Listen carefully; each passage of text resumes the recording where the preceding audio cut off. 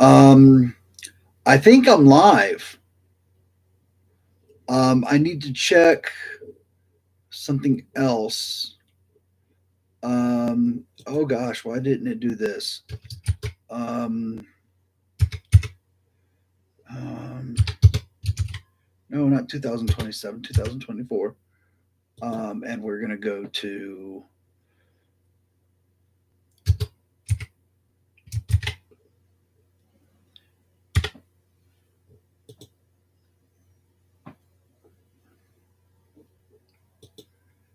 um, oh wow, I'm getting feedback. This is so weird.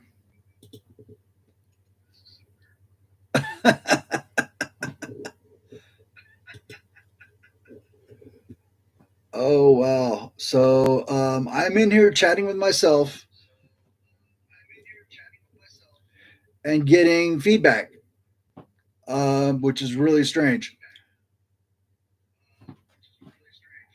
I wish I had someone to help me with this.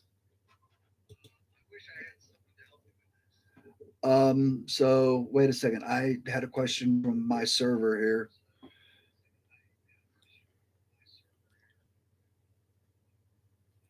Tell me more about your system, Wordsman. Is it useful feedback? No, no. The feedback I'm getting is literally the recording um, feeding through my headphones like 3 seconds after I say everything that I'm going to say. It is very annoying. Hello. Yeah, audio feedback. Yeah, I need to use my words. Apparently the chat, yeah, not useful at all. The chat is on my YouTube channel. So I need you guys to go over there and just do things there. Let me see what I can edit here. Um, customization. Yeah, I know. I think I'm gonna have to do something about that. How do I invite people to my channel? Um, well, I mean to this chat because it's a video. It's a live stream video.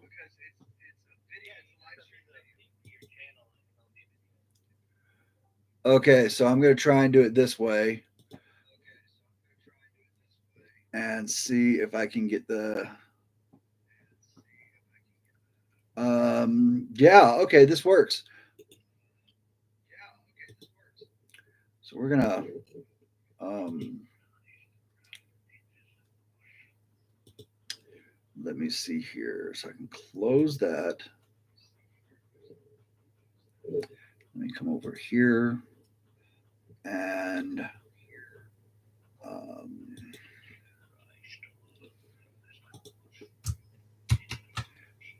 all right, there is the link to my channel. So if you don't mind migrating over there, and that way we can keep track of what everybody is saying there. Please and thank you for coming.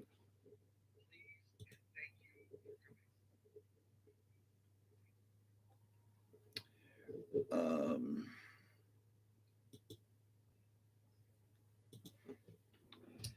hello, everyone. I'm still getting audio feedback very, very much. Do we have any masters of YouTube out there?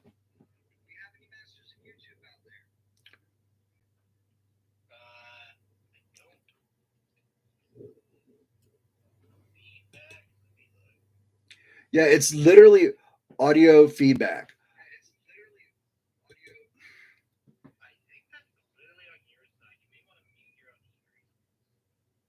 Um, okay, well, let's see if that happens.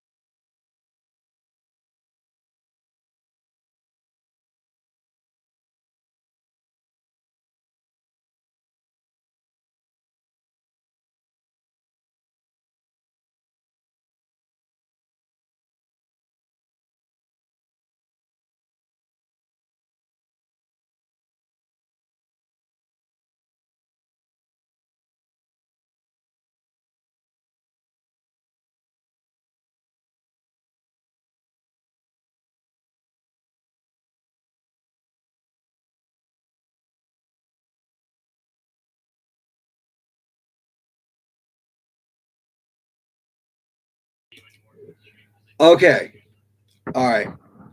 So, can everybody hear me now?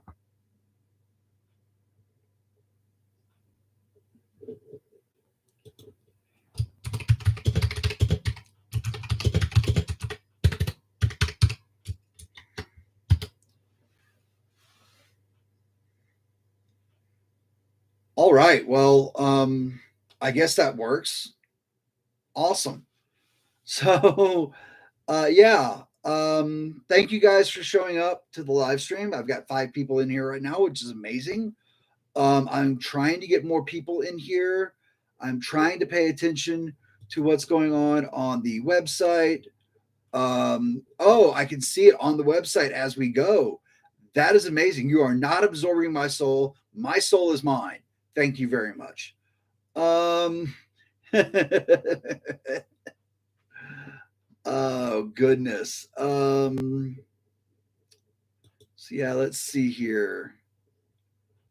Um, I would like for you guys to start looking over the campaign page where it lists like the early bird special and everything that I've posted about this game so far. Give it a look over. If you have any questions whatsoever, please ask me. This is a if HP Lovecraft wrote a series of comic books that featured super characters and then decided to write a role-playing game about that, that is what this role-playing game is. I'm not saying I'm nearly as good as HP Lovecraft, but it is in that style. Um, so yeah, that's what's going on here. I hope I didn't lose anybody. Um, I haven't seen any action in chat here. I guess you guys are just looking and no one's saying anything. So I guess that's all right. I'm getting there's a message here somewhere. Where on my server is that message? Is it in? No, this is the werewolf chat. Sometimes I might make comments about the um, the chat that for my server. Actually, I have several servers, but this server is where we do my vampire games, my werewolf games, um, and we soon will be doing other games. Um, and we're doing Old World of Darkness right now. I have a lot of other games that I have planned, but I specifically want to focus in my conversation on the Aethyrblood Chronicles because that is what we should be celebrating right now is the fact that we are, how far into this are we? we're almost at the 10-minute mark, and I have not lost any. Oh, I have lost people from the stream. Oh goodness, but I do have some thumbs up. That's appreciated. Um, so let me see what all I can do on here. We are going to start a poll because that's what I want to see here. Wait a second. Oh, no, that's fine that you haven't had time to read over it yet, because that's one of the things we're talking about right now. You can literally post questions from what you see in here. I will address it right now as we go. I plan on doing this for a couple of hours. So if you can't stick around for the whole time, that is fine too. I just appreciate you showing up. I'm trying to see what all I can do here. Start a Q&A. No, I just want to. So tell me, OG, your system words, man. Okay. The sentence makes no grammatical sense to me. So I don't know how to address that. I can tell you about the game system. Is that what you mean? Okay, and I just got a question from my general chat on my server. Ed Mega, I don't know if you are in my YouTube live stream right now. I can't tell who's live in here or not, but if you are in my live YouTube chat, give me a thumbs up or tell me yes or something, so I know I don't have to type out your question in the server as well as answer it here. But if I don't see a thumbs up or a affirmative or something in the chat here on the server, then I'll just answer it on the server. But I will explain my answer here as well. The original question was, because I'm not seeing any affirmatives on chat. The original question was, how would I define the genre in terms of setting? The genre is superhero horror is the best way to slide a simple answer into a genre title. In terms of setting, this is set in the slight immediate future of our Earth with an alternate history and significant events beginning as early as the 70s. I have I think it's a 20-year timeline that covers most of things from 2018, which is when the first Aether came around, to the end of what is going to be chapter 1. I will talk about that a little bit later. So so Ed Mega, if you can give me a thumbs up on our server, let me know that you heard that. That would be amazing. And I'm not seeing a thumbs up. Oh, there's the thumbs up. Okay. Thank you. I was about to type out the response again. I'm so glad I don't have to. Any questions, just feel free to ask. Take a couple of minutes to look over. I do have another question from Techno Witch. Tell me about the system. So, yeah. Okay. The system is something that I came up with. It is called the dice pool scales. So literally the system is called the DPS system, an old nod to my MMO days. Damage per second, if you don't know what that means. But anyway, so the dice pools work on a scale between a D3 and a D12. A D6 is considered human average. So if you have a d6 in your attribute and a d6 in your skill, you're rolling 2d6, and that's how you determine everything in the game. It is that simple. Now, there's a slight complication. It's very slight. It requires just a little bit of extra math. Each attribute has a number of traits. For the physical attribute, there are 4 traits. They are strength, agility, reflex, and health. And I'll tell you right now, the difference between agility and reflexes is agility is active while reflex is passive. The mental attribute has willpower, reason, awareness, and perception. And the difference between awareness and perception is very simple. Basically, awareness is your social aptitude, not your appearance, but your social aptitude at like telling lies, empathizing with people, everything. Perception is just your normal 5 senses. So, and then skills can have specializations. Specializations and these traits that I just mentioned are all on a scale of 1 to 6.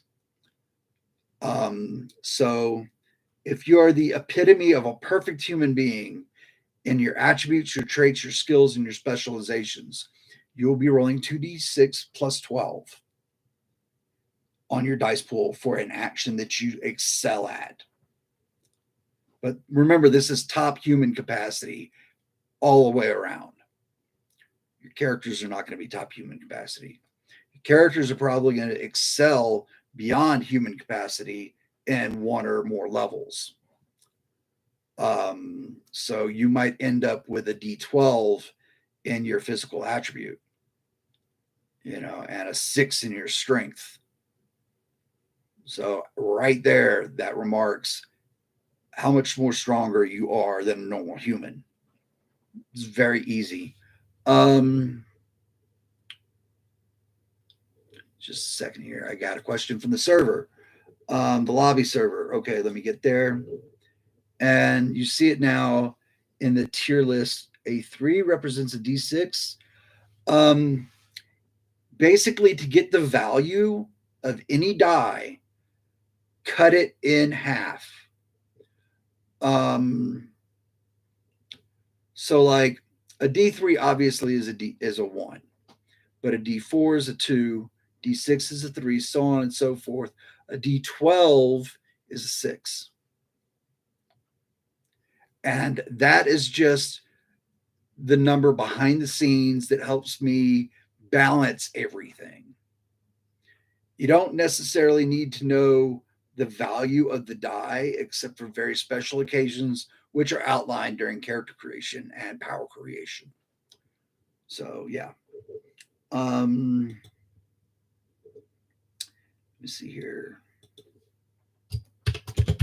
Let me respond to a message.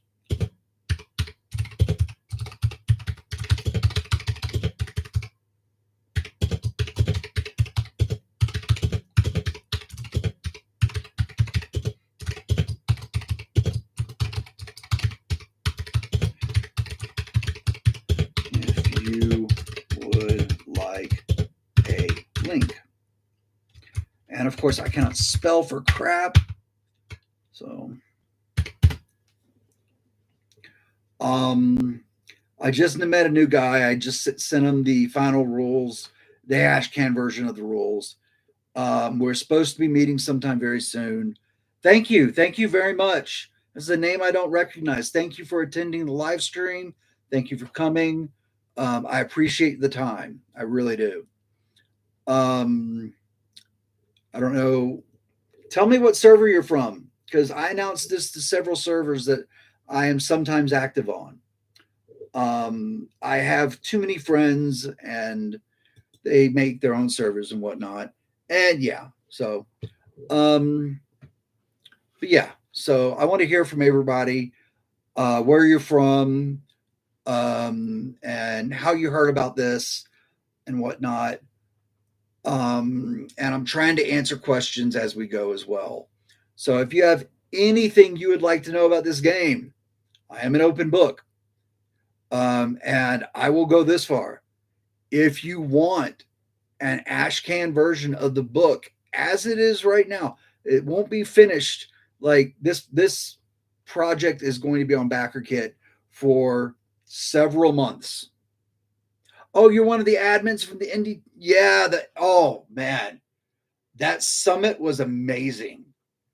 I learned so much. That's one of the reasons why I'm doing my BackerKit the way I am right now, is because of that summit. So thank you for showing up. I very much appreciate it. But this project is going to go from now until September 13th, which happens to be a Friday the 13th. I thought that was kind of a humorous nod to make, since I'm, number one, a horror junkie, and number two, this is a horror themed game. It's going to be a long project. During this project is when I want to build the community around the game. So I hope you share the links. I will be doing multiple live streams between now and the finality of this project. Yes, a very lucky day. 13 is my lucky number. Believe it or not.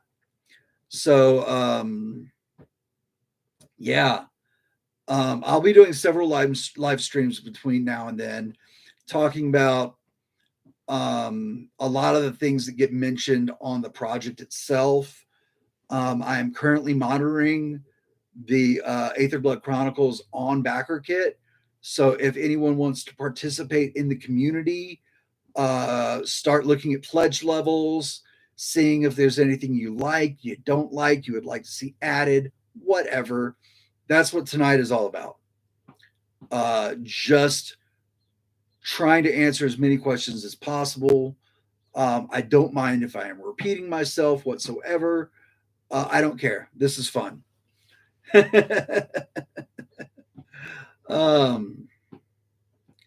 So yeah. But Techno Witch, the system at its core, I've already described to you. There are a few other additional things that a composer, the composer is just the word I use for game master for all the games I design. So yeah, it's just me being fancy. The composer has to do a little bit of extra math. It is not difficult math. And I have the one table to rule them all. Any roll you make can look at one table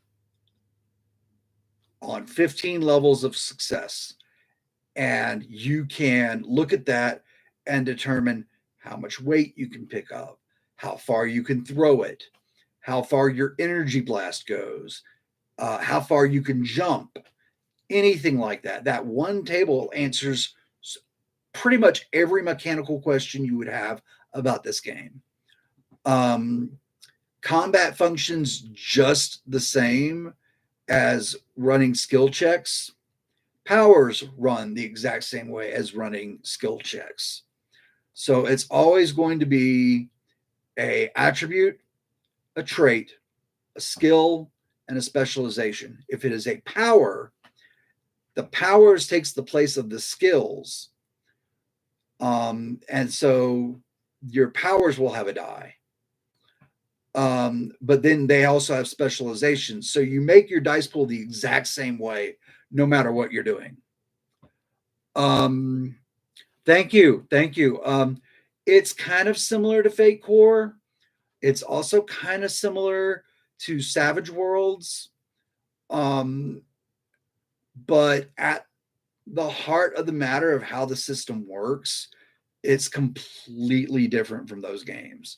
But yeah, you can tell that I am fans of those games. And reading the book will just, show it to you that much more. I'm going to see if I can upload a file. And I cannot. I can only, interact with you guys on YouTube in very small ways. Let me see what I can do on the website itself. Let me see here. The interview that is highlighted on the We Are About to Go Live, that community highlight, is a 43-minute conversation with somebody on the server called The Story Told. That delves into everything very well. They are awesome on that server. I suggest you go check them out. Ask for Logan. Tell him I sent you. Logan is an amazing cat. Very, very cool. And his staff is very cool. So, but if you are seriously interested in some of the nitty gritty stuff, you can refer to that, or you can just ask me here. Um, I am here to serve you uh, as best I can from a live stream. So, yeah.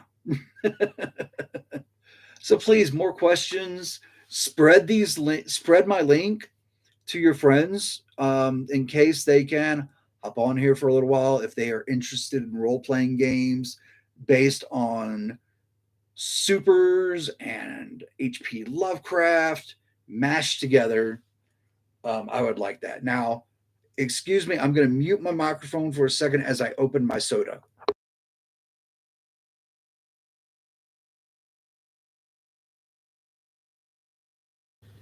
My microphone picks up every single sound in my apartment, so I have to, yeah. All right. Anybody else have any questions, or else I'm just going to rant about my game. But yes, I will rant. Um, Give me some direction you want to see this rant go, though. I would prefer to interact with you. So I don't see any interaction on the BackerKit page for community. Hopefully, you've all had a chance to look at some stuff. Um, yeah, so I mean, the pledge levels are very simple. The add ons, I feel like, are very good. These are the types of things that I would like to see other um, BackerKit and Kickstarter pages offer. Um, like the one that came to my mind that surprised me was I have another game um, called Chronicles of the Orb Shadium Song. If you look at the add-ons, I will run a session of that game, another game I've written, with it has 30 years of development, over 17,000 pages of notes, over 100 races, 12 unique languages, and that is a gothic horror fantasy game. Might be something you're interested in. Ask me questions if you are. Now, I just had a question pop up from my server, I think. Let me go and check. Okay, Ed Mega. And I've always thought that superhero and cosmic horrors don't mash too well. How do you combine them? That's an excellent question. I have always felt that they mash very well, just because comic books and Lovecraft mythos are two of my absolute favorite things on this planet. So the way I developed this was I looked at it and how to make it as interactive for player as possible. So number one, it starts with an alien intelligence. Oh, I see what you're saying. The themes contradict. I see what you're saying. I'm going to answer the question the exact same way. Okay. So this is how I've combined them. It starts with an alien intelligence known as an Ignati. And I will put this in chat somewhere so that those of you can see it. I see other questions popping up. I'm not ignoring you.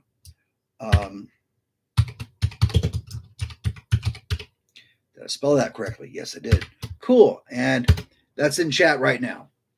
The Agnati are the term Agnati refers to the ancient aliens that we are familiar with in Cthulhu mythos. They actually have a name instead of just the mythos creatures, old ones or whatever. They're a specific type of old one, I guess you could say. Not This is not directly linked to the Cthulhu mythos, but it is on the same scale. So the Agnati have been going around the universe, seeding intelligent life with phenomenal cosmic powers. And again, I have something else. Um, those are the picture that you're showing me right now is an elder thing. That is not what I am referring to. What I am referring to is more on par with, oh, and I will probably butcher this pronunciation because none of them are easy to pronounce. Natharlatep. On that level, that's what I'm talking about. The Agnati are on that level. Elder things are very impressive. Yeah, the outer gods. Okay, yeah. Thank you. Um, yeah, similar entities to the outer gods. My brain is focused on Aethyrblood right now, not Cthulhu mythos. So yeah, and it's running a million miles per hour. So forgive me, please. But this intelligent life, thank you. This intelligent life, with phenomenal cosmic power, have been going around and seeding intelligent physical life like humans throughout the universe with phenomenal cosmic power, and saying, as long as you adhere to one rule, which is called the covenant, adhere to the covenant, you can use your powers however you see fit. Now, these alien entities called the Agnati have been doing this throughout the universe, apparently across time. They have finally found their way to Earth, and they are doing the exact same thing to humanity. So, this tells us a couple of things. This tells us that there are phenomenally cosmic powered creatures, or excuse me, humanoids, all across the universe. Only now have they come to Earth. And it's the game focuses on the character relating to their Agnati and trying to discover their place in the cosmos, not on Earth. This is not a game about Earth, but the entirety of the universe, the multiverse, every planet out there. However, the storyteller, or the composer wants to address that, then that's what you do here. Um, so yeah. Hopefully I answered that question. Yes, one individual Agnati gives one individual humanoid the phenomenal cosmic power. There are some cases where a council of Agnati will, so yeah, typically it's one Agnati per person, but there are cases where a council of Agnati will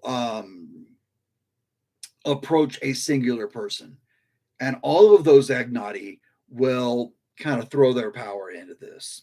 And this is typically done by weaker Agnati, or Agnati that have a specific agenda. And that is represented within character creation. So there are ways to do that. But yeah, the whole point is just to find yourself and self discovery and the expression of self discovery. That's the whole point of the game. Okay, so Techno Witch. So then, does the narrative part of the system allow for supervillains as well as heroes? Absolutely. I have run a straight supervillain campaign for this game already. It is disgusting what supervillains can get up to in this system, because we're talking about a cosmic scale. Heroic characters are just as powerful.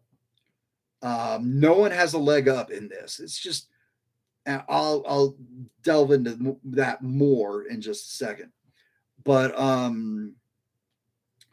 heroes, villains, they get the same amount of points to put into the system. This is not a level based system. I want to sincerely express that. This is not Dungeons and Dragons. There are no levels. There are no classes. I am not a fan of that type of game design. Now, noted, I will still play the heck out of 5e. And Ed Magi, I will get to your question in just a moment. Let me finish. Yes. Technowitch, you can be as awful as you want. One campaign I ran when we were doing playtesting had one supervillain, and everybody else in the party was a hero. And epicness went down. It was incredible. I had one instance in playtesting where one player became so powerful, he actually manifested an act of genocide for a species that lived off Earth. And he was a hero. He wasn't a hero afterwards. Yes, anti-heroes are also allowed. The whole point of the game, you build the character the way you want to play it. You can literally create any type of character you want. There's no such thing as alignment. If it makes sense for your character to do it, the composers should not argue whatsoever. Now, let me get back to the lobby question so I can see what you were saying here. Do Agnati have the same variety as humans in terms of morals and motives? Okay, here's the thing. The outer gods, which, the outer gods, which are intended to be represented in this game by the Agnati, do not care about morality. They do not care about things like that whatsoever. They are beyond human understanding. So literally, the human vessel that is empowered by an Agnati. And by the way, those individual player characters are known as the Aether. So that's where you get the Aethyrblood Chronicles title from. So literally, you can create your Aether any way you want to. The thing is, the first step of character creation, get this, you create your own Agnati. You create the Agnati. Now, your composer will run the Agnati and will figure out how the Agnati is going to guide you. But you get to create the Agnati and say what kind of powers it has and what it can do and when it can do it. And that is something that a lot of people have found appealing, but that does make character creation a little bit longer. That's just the way it works. So I got another question. And okay, those words cannot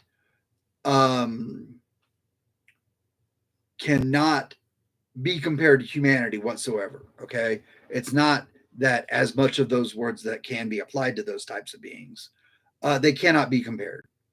So, okay, your next statement confuses me. It says you can't create your own god patron. They're not meant to be gods. Okay, although characters can worship their okay, yes, okay, I see what you're saying now. So there have been instances in these games that I've run where characters have worshipped their own Agnati. And that's fine. They got some interesting stuff out of that arrangement. But basically, yeah, if you're familiar with D&D warlocks, the concept of warlocks and patrons, that is exactly what this game does.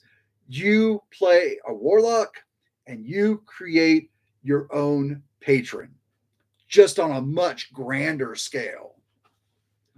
So yeah. By the way, well, I still have 5 people in here. I've got 5 likes on the stream, and we are almost at 40 minutes. So thank you for sticking around. And Ed Mega says something else.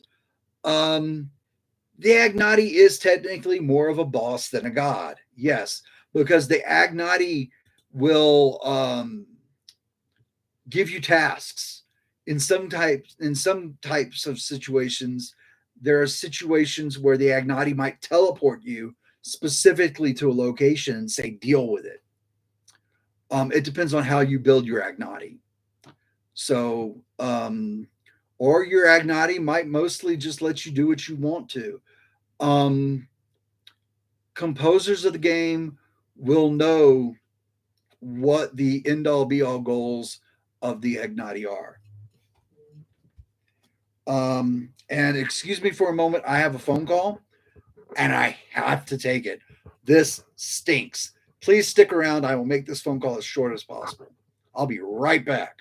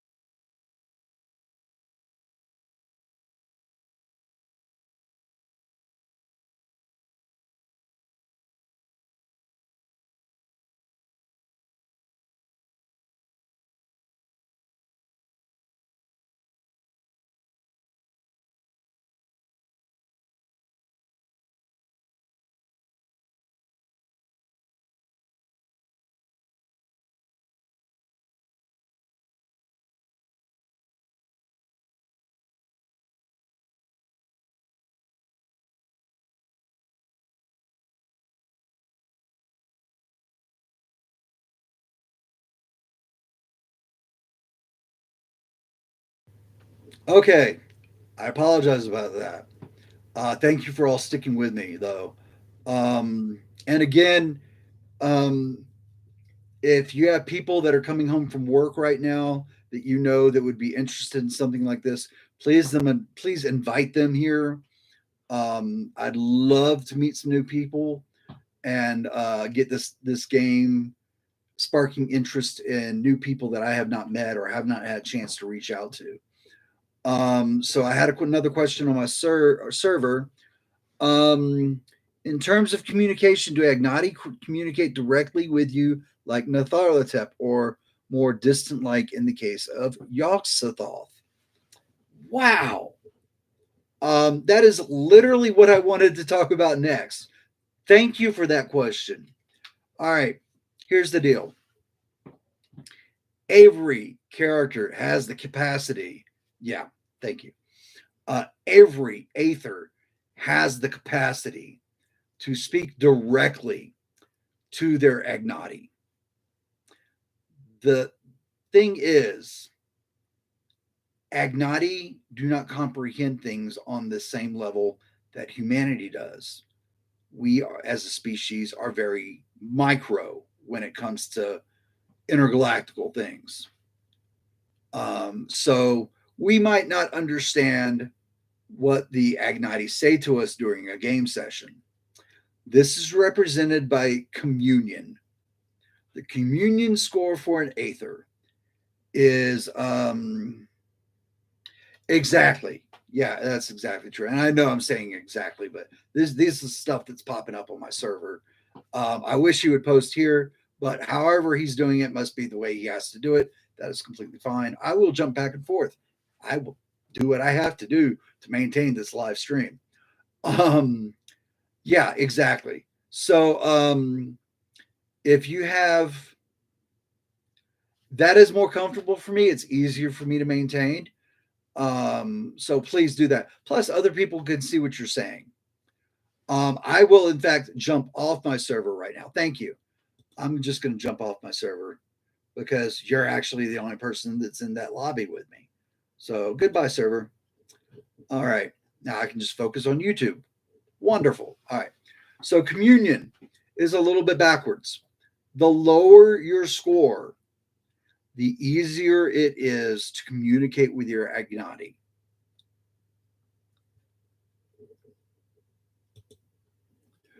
I have an important question from a friend of mine, not related to this whatsoever. Let me answer this real quick. Um,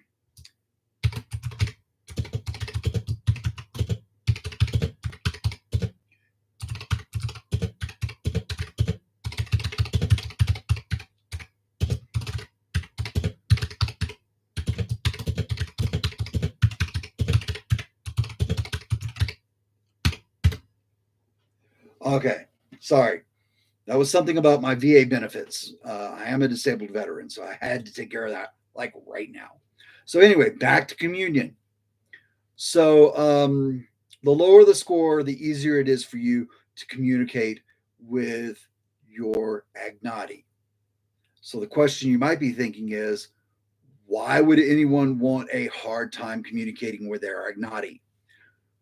So the communication system here has a second feature.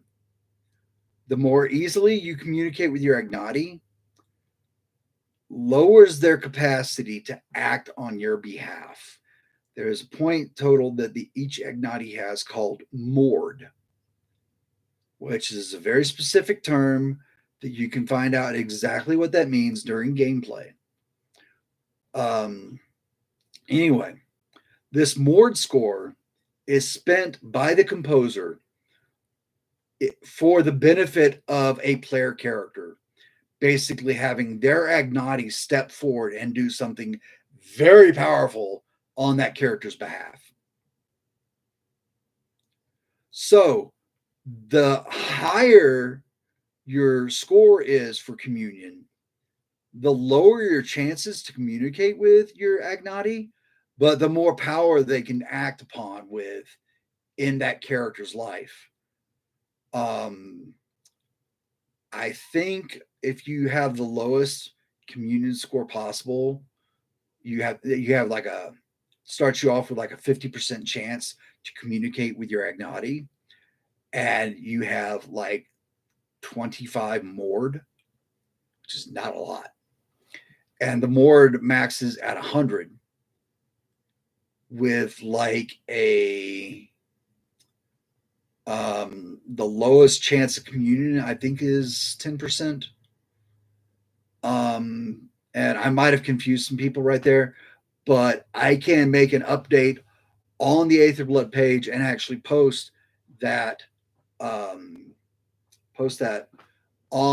the community page of my BackerKit. And yes, that's exactly what it is for. The Agnati may be able to do something to save you from certain death or give you extra power in the heat of the moment. Like you really need to down an enemy very badly. They can enhance your powers so that you hit harder with your superpowers. They are a multitude of things they can do for you. And there is an example list in the book. But they can do much more than what is on that list. I will be expanding upon that list before I do the full print edition with artwork for this game. Let me see here. We'll have to read that later. Okay, so what we're going to do right now, since this has come up during the launch party, this is a sort of thing that I exactly wanted to see.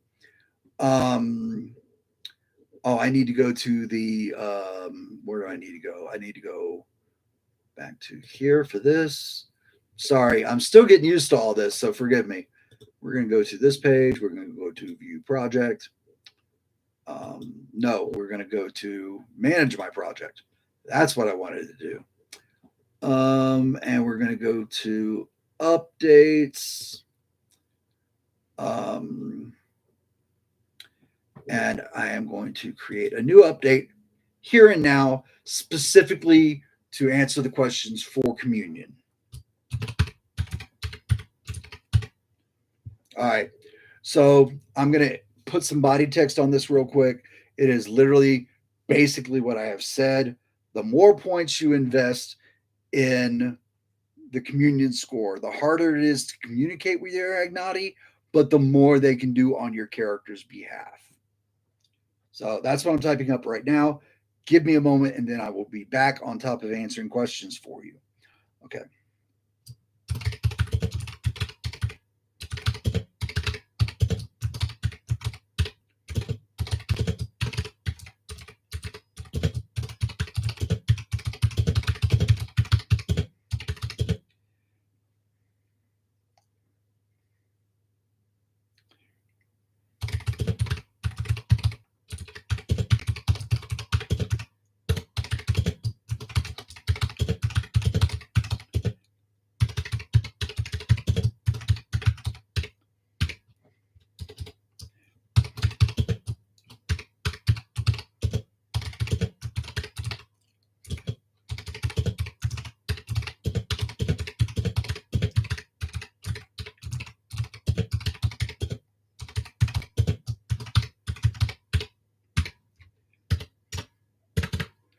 All right, I'm almost done. I'm sorry, I'm not the fastest typer. Um,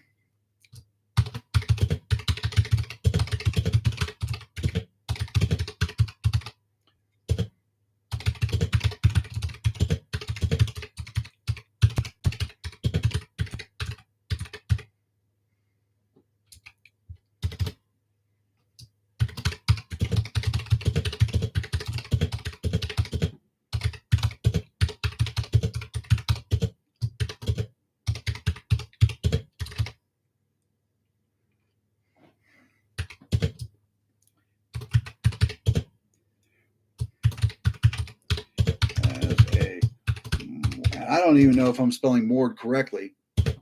Let me go to spell check. I don't know if I'm spelling it correctly. Might be misspelled, and I'm just gonna make a note of that because I don't have my book in front of me. Each Ignati has a Mord score that allows them to interact on behalf of their Aether.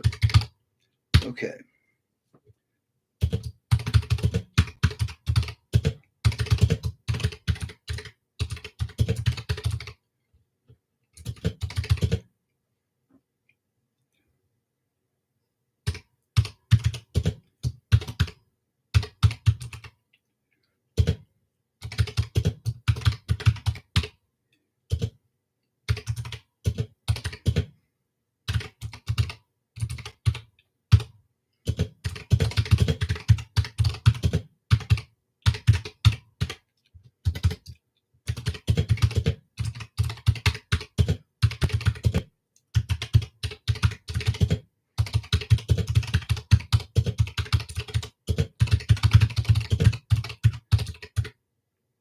And I'm misspelling everything. Oh, wow. This is amazing. Part of it might be the fact that I'm getting used to a new keyboard. It's a very expensive keyboard. The keys are angled at a weird level. I don't know. I'm still getting used to it.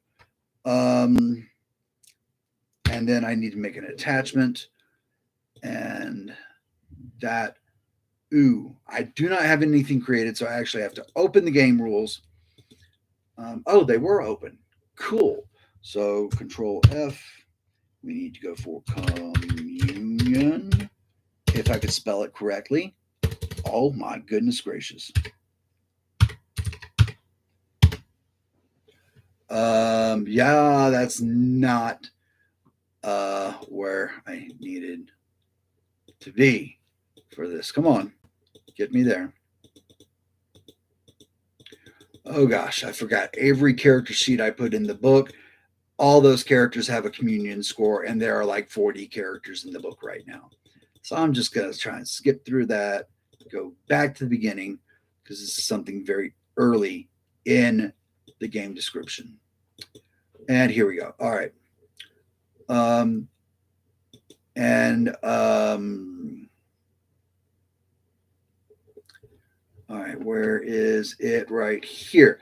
This is the communion chart outlining everything for that. Now, when you look at this, the scale only goes from 2 to 6. However, with composer discretion, you can get communion 1, and that is outlined in the book. However, that is meant for the most powerful of aethers. So I need, now that I have that copied, I need to just see if I can paste it in here. Oh, I can. That's brilliant. All right. This is meant for, I don't have any exclusive content for this. I don't need to attach poll. I don't need to do anything. And I'm going to make this available for anybody with a BackerKit account. And publish. All right. So yeah, it should be there. I'm gonna check my community tab to make sure it is there. Oh gosh, where did it go? Is it at the bottom? Oh wait, no, it's in there. I just need to pin it. And I'm gonna pin it. Cool. So it is now a pinned topic in the community. I don't see where anybody has thumbed up anything in the community section or asked me any questions due to anything in that community section of my page. That's fine. I will get there. Let me see here. Okay, nothing from the servers. That is fine. I can concentrate on this. Let me get back to the top of the story page. All right. Now then, let me go back to YouTube and see what questions. I don't have any new questions.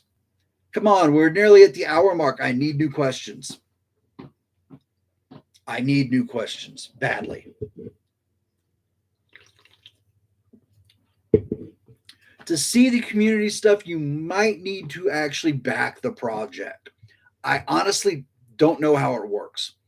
I would think the way I would run it would be that anybody could look at the community stuff. That's just my opinion. I don't run BackerKit, so I am probably completely wrong. But yes, I don't think you even have to back it. I think you just have to be a member of BackerKit, which is free. It is absolutely free to sign up for BackerKit. Please sign up for BackerKit if you like Kickstarter. If you like Kickstarter, BackerKit is far superior in the way that they allow creators to control the information flow for their projects. So yeah, take a few seconds if you're not already a member of BackerKit, and that should allow you to see the community stuff. Hey, I've got a new follower on BackerKit. That's amazing. Edgar Lewis, however you pronounce that. Thank you so much. Let me see if there's anything I need to do. All right. Oh, that is amazing. Thank you so much. I really appreciate it. All right. Oh, it's you. Yes. Thank you. Thank you very much. All right. So Technowitch is asking a question. Thank you very much for the question. So on communion, is there a sweet spot where communion and intervention are balanced? Honestly, I cannot remember. Let me pull up the post that I just made. I'm sorry, I'm scatterbrained at the moment. So yeah, you can all have a good laugh at me for that. Let me see here. Let me look at the table that I just put up here 4 minutes ago. Why can I not view that post? Oh, here we go. Yes, there is indeed a sweet spot, and that would be communion level 4. It gives you a 30% chance at communion itself and 50 Mord points. The table in the book that describes Mord maxes out at 60. 60 points for one single thing. Of course, you can do multiple things according to that chart. So if you have more Mord to work with, then of course your Agnati can do more things for you back to back. So yeah, I would call that sweet spot level 4. Definitely. So thank you very much for that question. Let me see here. I want to see if we have anything else on my end of BackerKit that I need to pay attention to right now. You know what? I'm going to leave this open in case I need to make any more updates or anything. I have comments. I have comments. I do. I want to see my comments. Show me my comments. Oh,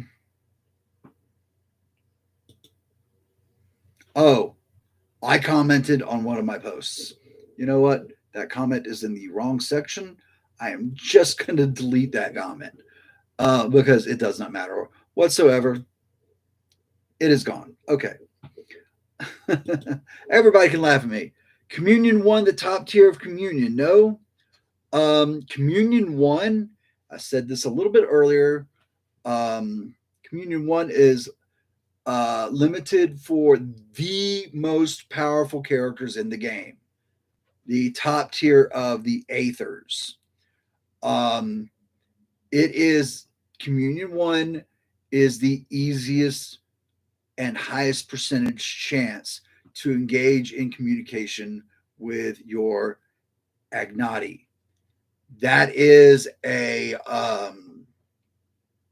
decision that will only be up to the composer who is running your game. However, Communion 1 has the lowest Mord score, which, you just have to balance out what you want from your Agnati, intervention or communication.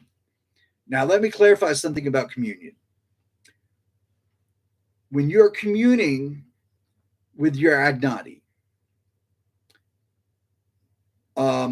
the act of communication is instantaneous. You could have a 4-year conversation with your Agnati, but in the real world, it takes 1 instant, just a fraction of a picosecond. You can do it in the middle of combat. You can do it at any time, as much as you want. So if you fail one roll, you can roll again immediately. You can also spend the points that you spend to activate your powers, which are called Sangye points to activate your powers. You can spend 1 Sangye point to give you a plus 10% on your communion roll. There are also ways during character creation to enhance your communion percentage chance. So anyway, the act itself of communion is instantaneous. It is extremely useful to be in a bad situation, communicate with your Agnati, who has extra dimensional knowledge, extra dimensional senses, all this other stuff, and then they can try to apply that to your situation. The percentage chance listed is not if you did indeed get the chance to talk to your Agnati. The Agnati always answer you. However, if you don't make that roll, your Aether does not understand a single word given to them by the Agnati. Because by the definition of the Agnati, they don't understand your position whatsoever. They don't understand anything that's going on Earth. You have to apply what they can give you to your situation. And that is not foolproof. That is what the percentage chance represents. So literally, you fail one roll, you can instantaneously do it again. You can make 5 communion rolls back to back. If you finally succeed on the 5th one, everything's good and you can communicate, no problem. And there's a lot of in-game twists and turns you can do with that for on the composer side of the screen. For players, like I said, during character creation, there are merits and flaws you can take that enhance or even lower your percentage chances for successful communication with your Agnati. So hopefully I've covered communion pretty well for you guys. Give me a thumbs up if you agree, please. So, and I'd love to see some more questions.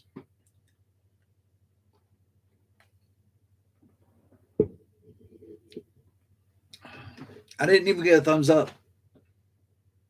My feelings are hurt. No one understood me. I'm kidding. I do not need a digital thumbs up. Oh, they're not even offered. Okay, a heart. Oh, there's the thumbs up. Thank you. Awesome. Yay, that makes me happy. All right. I'm easily amused and generally very impressed with my own amusement. So thank you for that. More questions about anything. We talk about character creations. We can talk about some of the special things that can happen in this game. We can talk about some of the enemies. We can talk about the characters that I've made specifically for this game. The story, the 20-year campaign that I have in the core book features some 40 odd characters that I have character sheets for. And I've used them all during various levels of playtesting. I love these characters. Talk about them forever. The enemies that can show up. Oh my goodness. The application of cosmic knowledge in a character's life. There's so much available that we can dive into.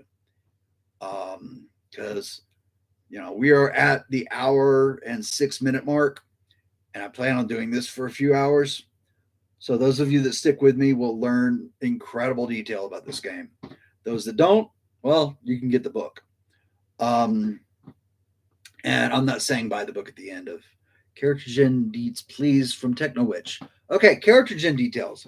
All right, because I am trying to fill time, I'm going to make a deep dive into character creation.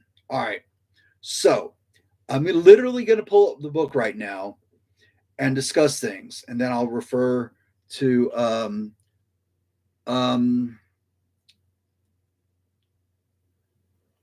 okay. I'm going to answer this question from Furion King first because that is very, very important. All right. Sounds like character creation is a little in depth. Is it accessible for first timers, say coming from D&D? I have had a few people who just started D&D that took a first glance at the book and said it looked too complicated for them. However, most people that approach this game with an open mind find it very, very simple and love the fact that it's not as limiting as D&D. Because if you play D&D long enough, you're going to see the same characters over and over and over again. The capabilities never change. The personalities might, but the capability is always the same. So people coming from D&D look at this and go, wow, I can create every facet of my character, and they love it. They absolutely love it. It is a little bit in depth, but then again, it's only as in depth if you want it to be. There are parts of character creation you can outright ignore if you want to. The character creation and the gameplay itself is meant to be modular. So the composer could say, we're going to make a deep dive on everything, and it all counts. Or the composer can say, we can take this back to the basics, and it'll be very simple. Make characters in 10 minutes.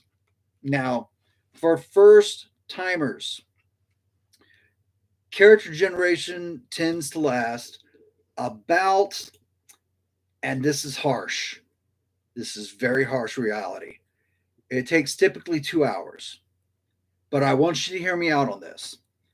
Like I said, you're creating the Agnati as well as your character. This is the way it typically goes: an hour for the Agnati, an hour for the character. That's only for first timers. After you've made the first character and you've played a couple of sessions of the game and you see how the mechanics work and everything, most people ditch their first character, go back and make a second character now that they know how the interplay of everything works, and that's the character they play from that moment on. Um, yes, Agnati have stats, but it is completely different. They only have attributes when they physically manifest in the reality. That is called the actuality. The actuality is real Earth, as humans know it. When Agnati manifests in the actuality, um, no, they do not have avatars. This is an Agnati actually coming down and manifesting on Earth and saying, "My will be done." And the Agnati are disgustingly powerful when they do these things.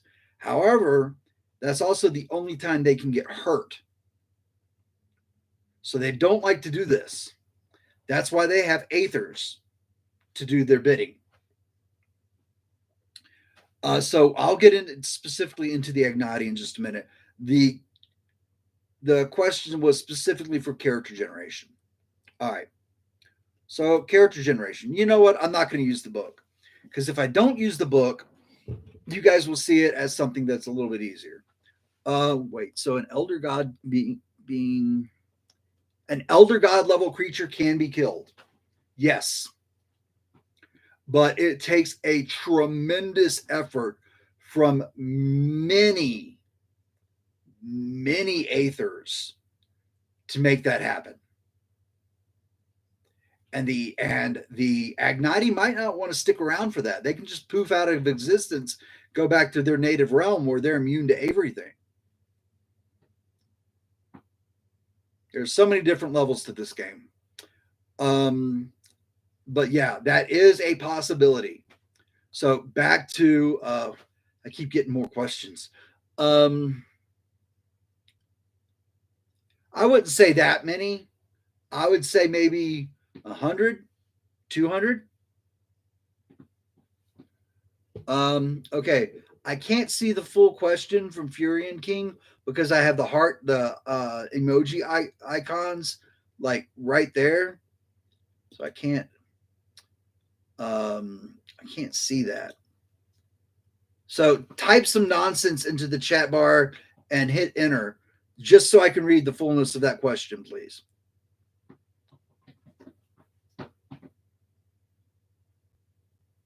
Thank you. And hey, I play guitar. That's awesome. Yeah, that's amazing. Thank you. I know old school terms, and I don't need to answer that phone. So that can go away. All right. I know old school terms, dice go clack clack. Is there something here for folks that like GWRP? I hate to ask because it's going to make me, who is a long term veteran of role playing games for more than 30 years, sound like a complete idiot. But what is GWRP?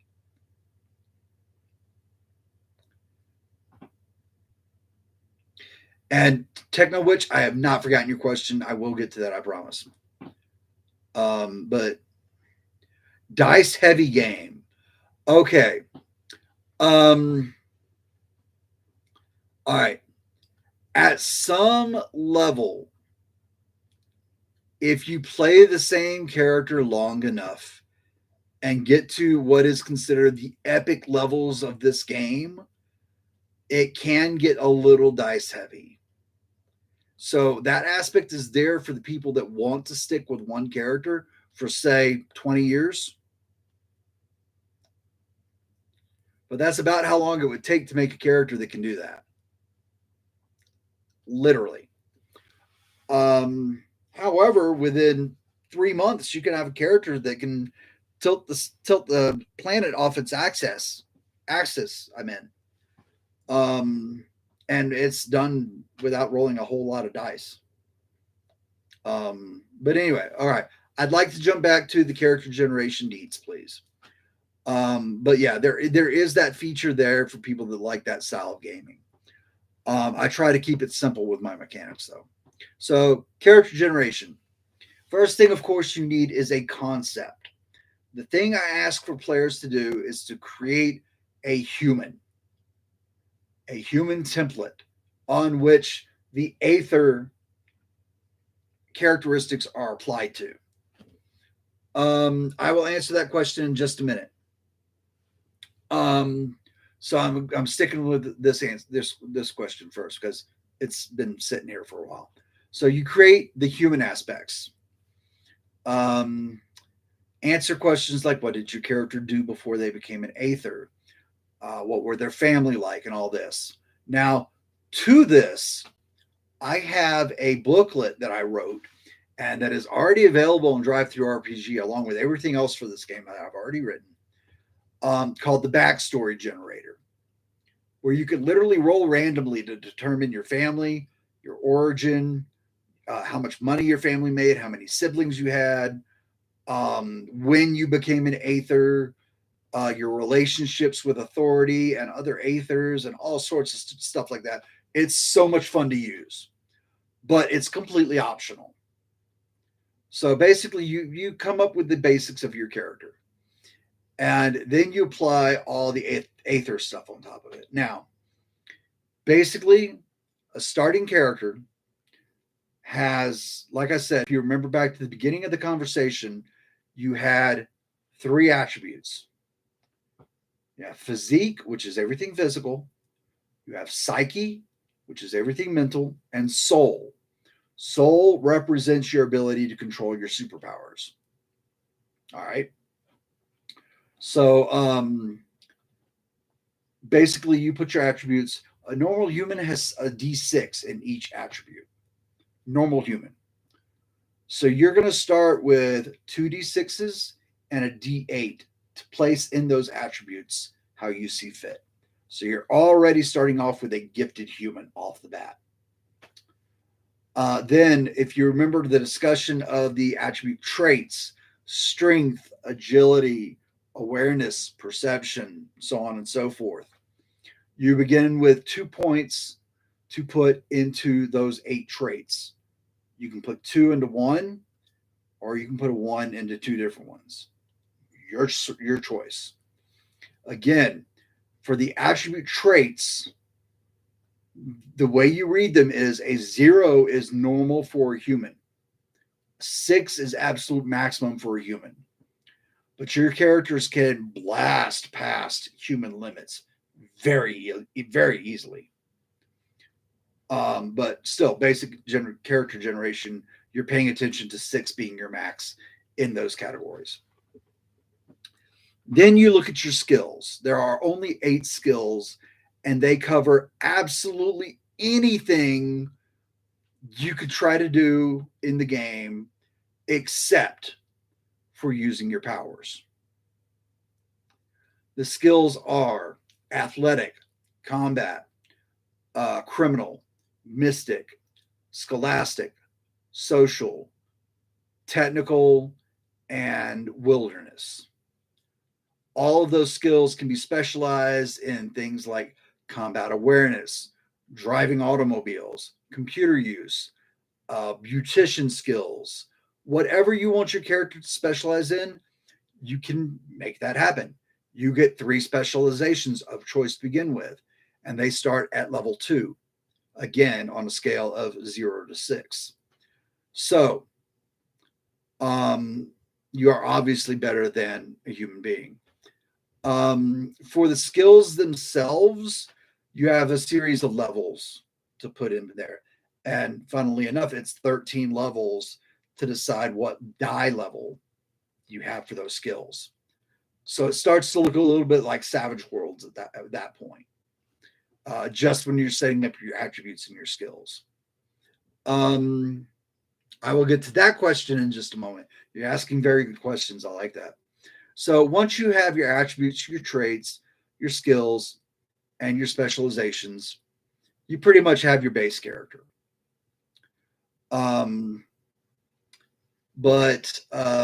Then you organize your powers. There are 3 types of powers. There are arcana, and the arcana are the most powerful of the powers. You have attentions, and attentions are the most variable of all powers. And then you have methods, and your methods are one-trick ponies. Each category will have a die type to it, and they all start at D6. There's no way to increase that except for spending extra points during character creation. They start at a base of D6.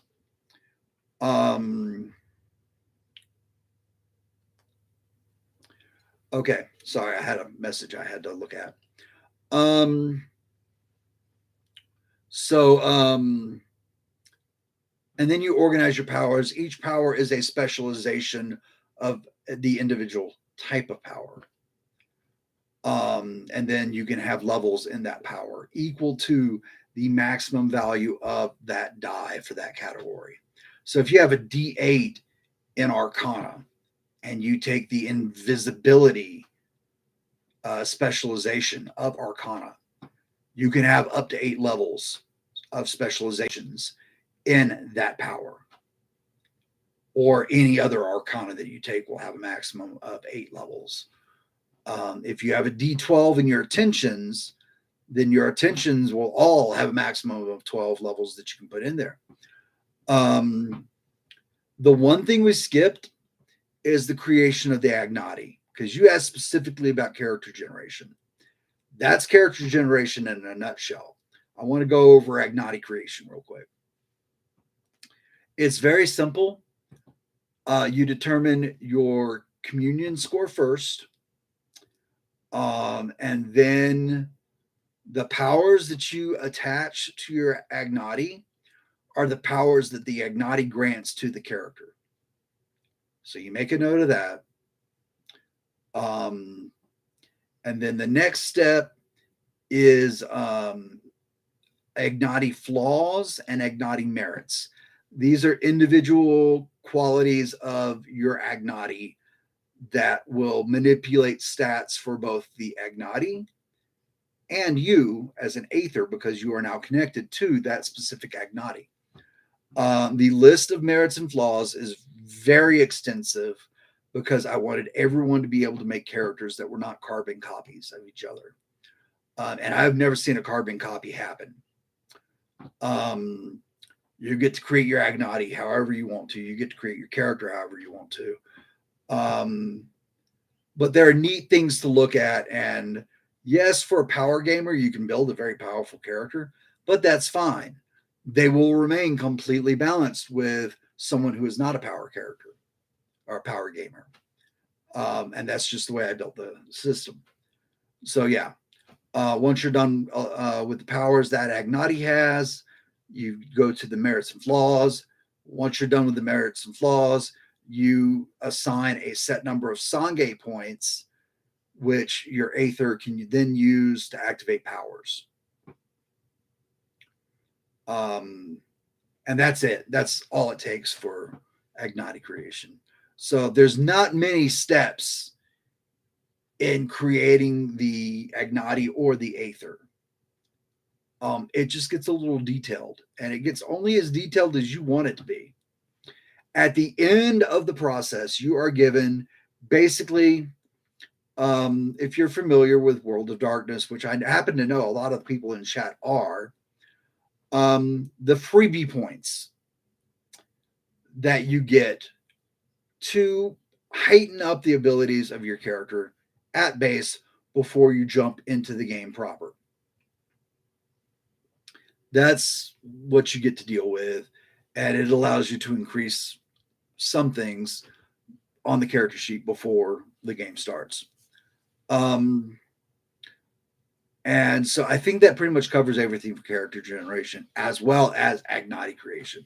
So thank you for bearing with me on that. Next question. And I'm sorry I skipped around and took so long to get to it. I really am, but we got to it, and that's what's important. Next question. In terms of power, what is the maximum a character can reach? Well, I already said this. A super strength based character could get strong enough to tilt planet Earth off of its axis. That is scary. I have never seen a character built that powerful. The NPCs I have created for this game are nowhere near powerful enough to do it, but it can be done. And the game doesn't actually show you that level of power, but that doesn't matter. Because you can use extensions of that table that I talked about, and very easily figure out what the next tier level would be on that table and build it out if you want to. For chapter 2 of this, I may make a larger table. All right, so I will answer your comment about that question. Planet level maximum. What do you mean by planet level maximum? Because I am simply talking about super strength when I talk about that. That is the only power I am talking about.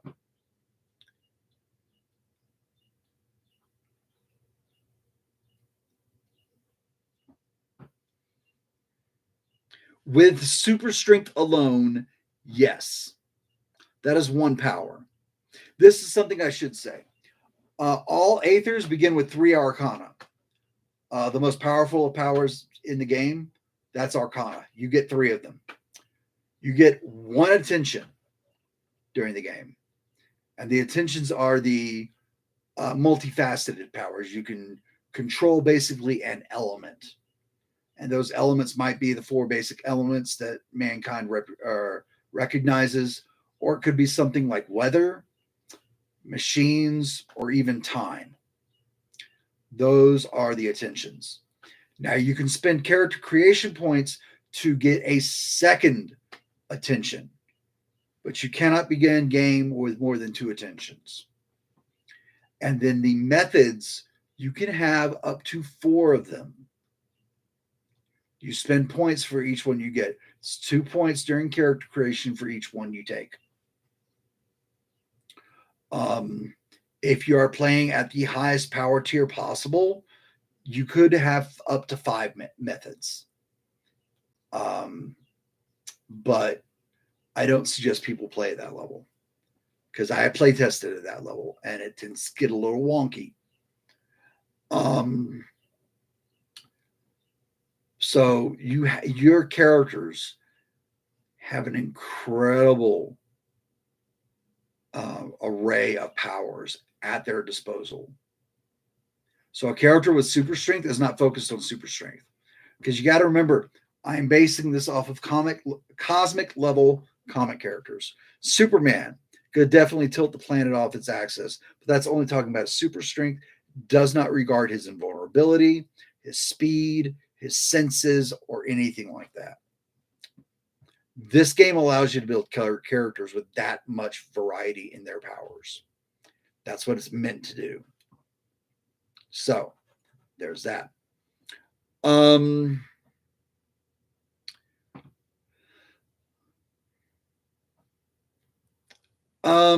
Actually, I don't know too much about Mutants and Masterminds on the cosmic level.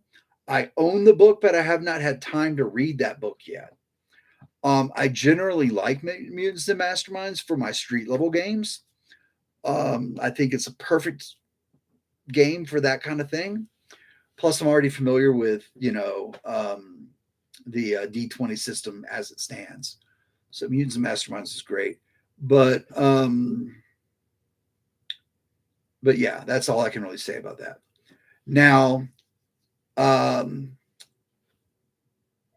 so you can have a character with all these varied powers, and each of those varied powers are measured on their own category, by their own specialization levels. It's not as complicated as it sounds. If I had a character sheet in front of you, I could walk you through it. You would understand it like that, because that's the way it has worked at the convention that I was at last year. People showed up. I had pre-generated characters.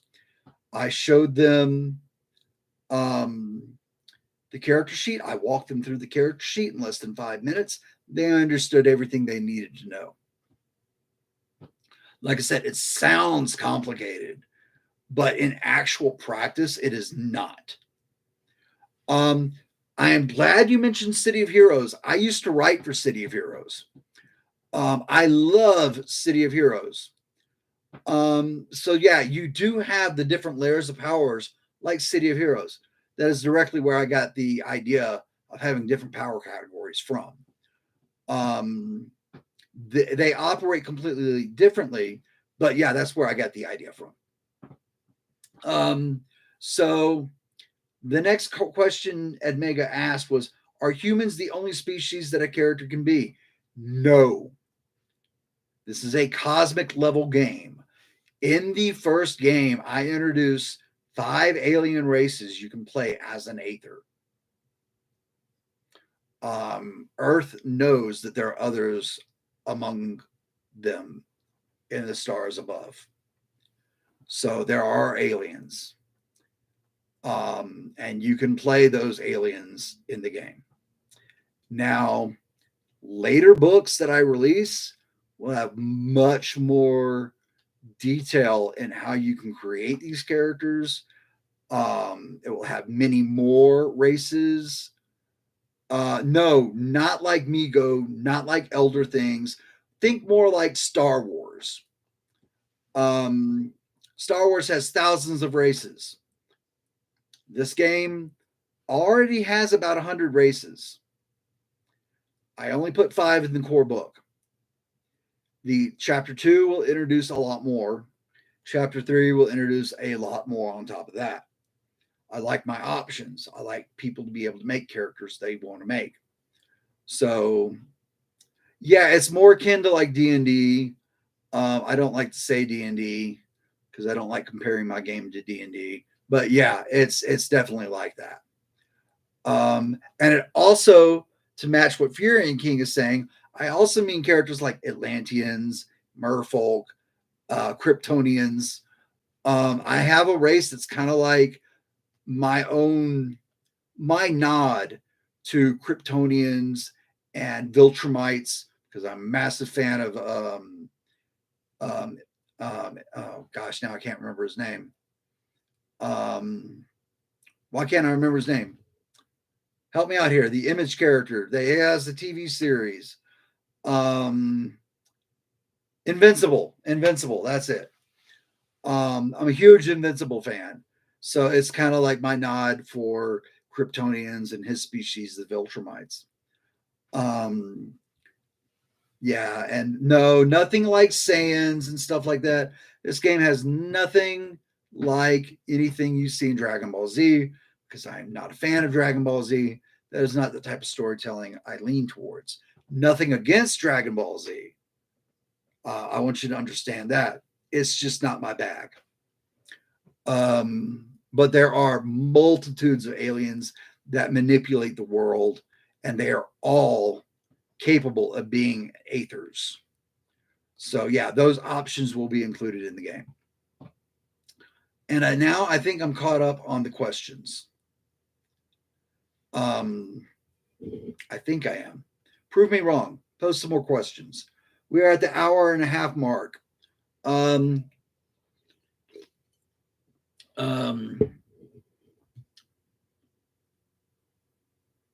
Okay. I am working on a book right now. Very ambitious project. You will be able to create your own alien races. The rules are in depth and they are point balanced. But you can literally build any race you desire and maintain balance to everything else in the game. It is taking me a while to write that because I want to make sure it's balanced. It doesn't get stupid, unwieldy like champions or anything like that. Um, okay, for example, I have races that are literal sponges.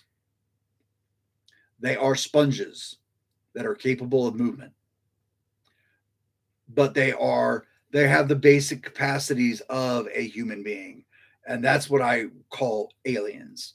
They have the same basic capacity as a humanoid, as a human. They can be compared to humans. So I also have another one that is kind of like an amoeba. I have one that is a giant clockwork. They are very varied, and I will post updates to where you can see these species as the project goes along and whatnot. That will be a part of this project going forward. So let me see here. Anything has been added.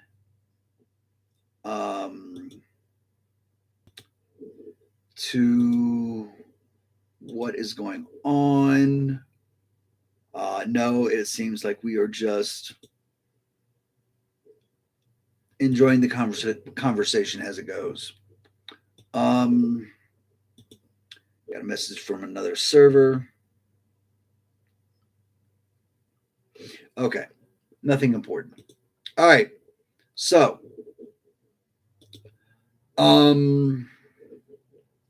yes, the Great Sponge Migration of 1970. Thank you for that reference. That made my day. As I said, I'm a huge geek and I'm a huge comic book nerd, but I'm also a movie nerd, comic book nerd. I'm just a nerd. I'm just a geek. So make a reference to something and I will more than likely catch it. Yeah, it's fun. I have a friend of mine that is almost as nerdy as I am. He catches 90% of every reference that I make. And it's so funny. He's like, that's from such and such. And I'm like, it absolutely is. Thank you for catching it. So yeah, it's really fun to play around with stuff like that. But anyway, yeah. Any more questions? Would is there anything extra you would like to see from a campaign like this? Have you had a chance to look through the campaign page yet? And since you guys are here with me at the nearly hour and 40-minute mark, is there anyone that does not have access to the Ashcan version of the rules who would like a copy of the Ashcan rules? Okay, we've got a question. When it comes to player races, there are limits, but for lore races, anything goes. Not quite understanding that question.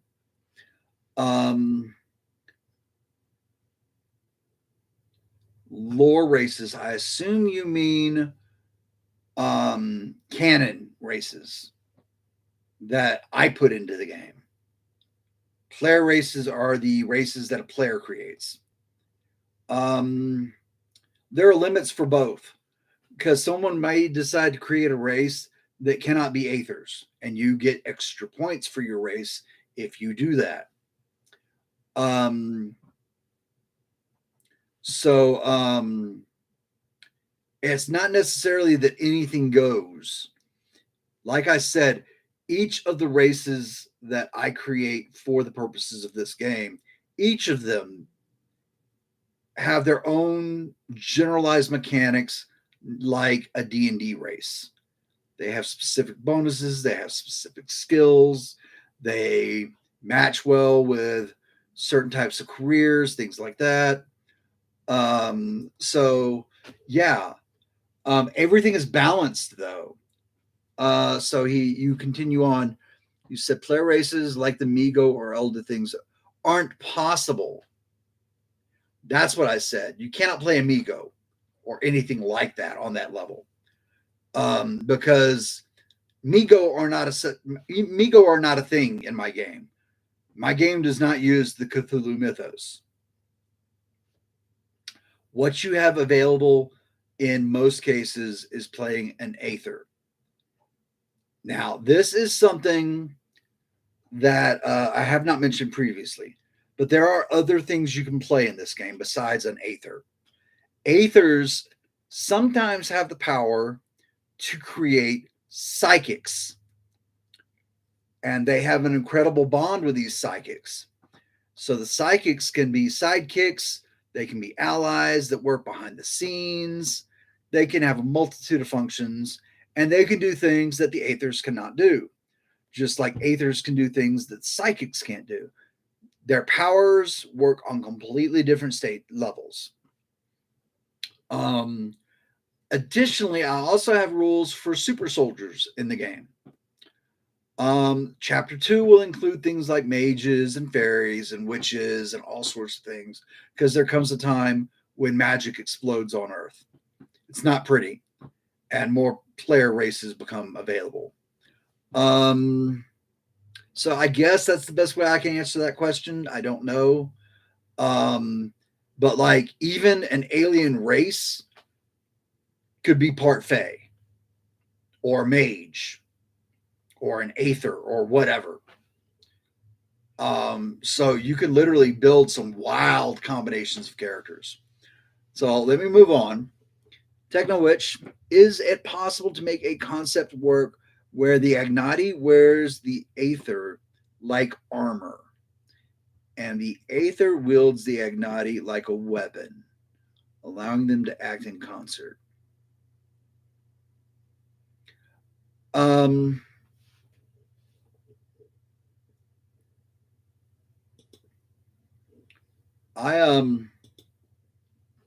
I love that question. That's why I threw some hearts out there. I absolutely love that question. It is hard for me to answer that question right now because according to chapter 1, such things cannot happen. According to chapter 2s and 3, though, that will happen. That is something that I was working on for chapter 2 and 3. So you caught it right now. The three of you that are in chat with me right now knows an aspect of chapter 2. Yeah. So there you go. We need more people in here. Why are there not more people in here? I wanted to have a much broader, I wanted like 10 or 11 people in here. I thought, the questions would be coming a lot quicker but I'll take what I can get though. Ask me some more questions, like dive into other aspects of this game. Like I could just start mumbling stuff about this game. There are so many different layers to the game. Like, okay, here's the concept of the game. Oh wait, I have a question.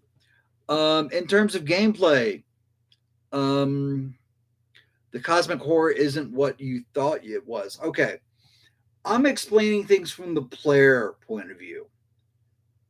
From the composer part of view, there are rules to create cosmic horrors to plague your characters. Literally a whole section of how to make these horrible cosmic entities that can do scary, scary things beyond what any character would be able to do.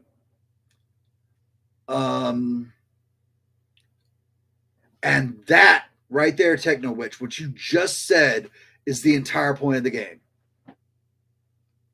Why the Agnati are doing all of this. That is the point of the game. This game is unlike most games where it has a definitive plot line. that explains why things happen the way they do. And I will be introducing these elements through campaign books, through adventure books, little pieces of that you can pick up here and there. Um, some of the stuff will be free. Some of the stuff will be included in books that I write, so you don't have to buy a whole bunch of crap, because I don't believe in buying a whole bunch of crap. Plus, anything on my store on DriveThruRPG, the PDFs are dirt cheap. I don't think I charge more than $5 for a PDF on DriveThruRPG. So yeah. So the questions of why the Agnati are doing this, that is an element of the game itself. So at Mega, it might not look like the cosmic horror is there right now, or isn't what you thought it would be, but I promise you, it's a huge element of the game. It really is. This game can be truly frightening for some of the stuff that's in here. And it would not be the game I want it to be without that stuff. I want people to shake in their boots when they see some of the stuff I present. And this isn't talking about like bad crime, like you might see in a Batman comic. This is talking about, you know, interdimensional mayhem, cataclysms on a dimensional level. All of that. That's what this game is about.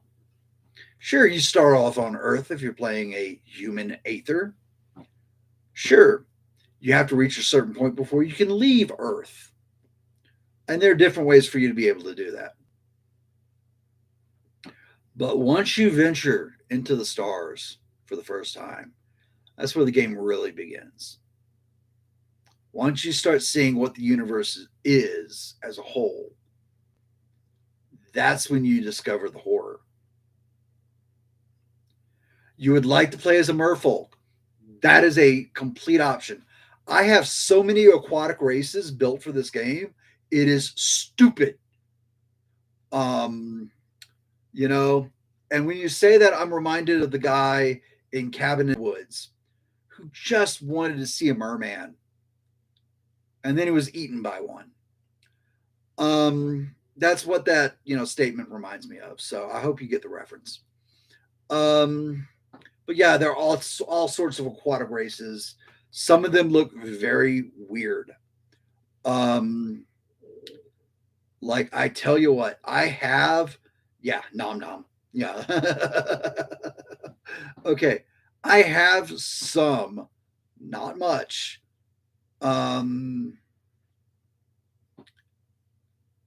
Okay, let me read what TechnoWitch has here. I need to go to a different window so I can read it better. And actually, I can't read it better there. That stinks. Titans devouring their children, progenitoi, running around and creating and destroying without forethought. That level of danger, cosmic shenanigans. Absolutely. That is there. You know, cosmic level does not begin and end at an entity like Galactus. That's where it begins. Galactus is like the smallest scale cosmic threat you will ever see.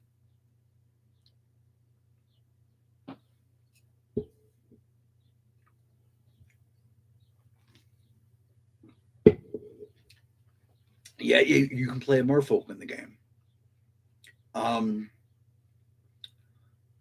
little secret.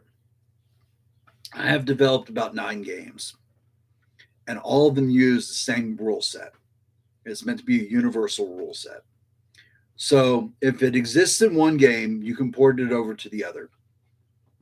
The game I was speaking of at the very beginning of this stream, when I was mentioning Chronicles of the Orb Shadium Song, 17,000 pages of notes, over 100 races. That's where I'm getting some of these races for this game from. I am literally just going to redesign the the mechanics from that edition of the DPS system that I wrote for that game into the DPS version that I'm using now. The DPS system for the Aethyrblood Chronicles is like a generation better than the generation of rule set that I used for Chronicles of the Orange Stadium Song, which has undergone multiple levels of playtest. It is a very playable game. So all I need to do is to update them to the newest rule set, and I can begin posting stuff about them. Some individual species I can already post because they've already been adapted, and the 5 in the book right now is the start of that. Now they are presented in very bare bones because their stories are varied, and I didn't want to put 10 pages worth of information on a race, which is the level of detail I have in Chronicles of the Orb for every race that I've designed. Yeah, you can do the math to see how big that book would be. And I can't do that for Aethyrblood.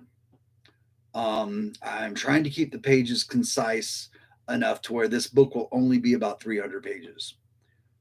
Page count is about 260 something, 270, I think, in the final version of the PDF that I have available. So I'm figuring the buffer between where I am now and 300 or so is going to be used to put the artwork in the book, basically. So yeah.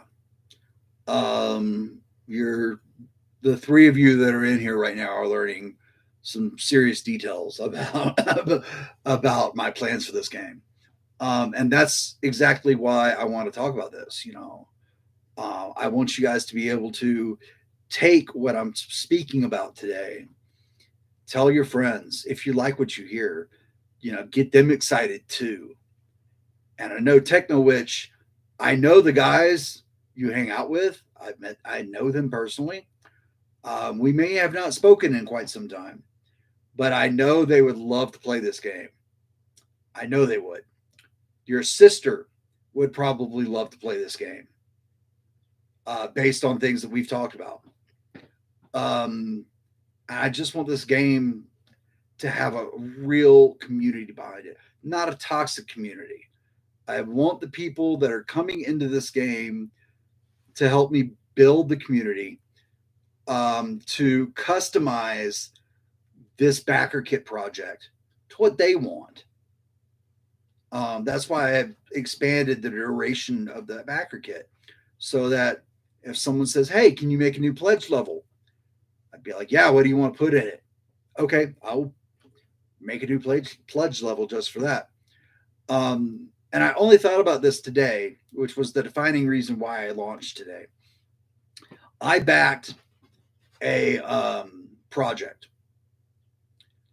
on Kickstarter. I went to the site, I went to their project page specifically to back it, but I did not like the pledge levels. Because one level gave you everything digital, plus you could put a character of your own into the game. And I thought that was exciting. I haven't done that since Battle of Oz. I have a character in that game, which is a Savage Worlds game. In fact, I have a whole community built around that guy. And the only physical reward level that she had that I was interested in was everything. She had a $500 level where you get absolutely everything physical. So I contacted her and I was like, "Can I get a physical level and also be able to create my own NPC?" So she literally mashed the two together just for me. It took 5 minutes, and she made a new pledge level just for me in that instance. And I thought that was the coolest thing that could have ever happened to a Kickstarter.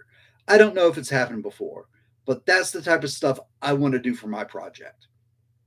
That's the type of interaction I want to have with my community.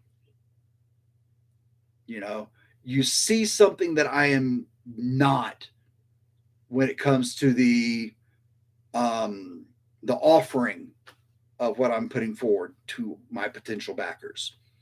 If you see something I do not, I want it to be as simple as you send me a message, we talk about it for a minute, and I make changes if it is within the aspects of how I want to present the game, because it is still my game. But yeah, if you think of things that I have not, I want you to be able to share that stuff with me and then work with me to help make it happen. So long as it doesn't break my game. You know, that's the golden rule, you know.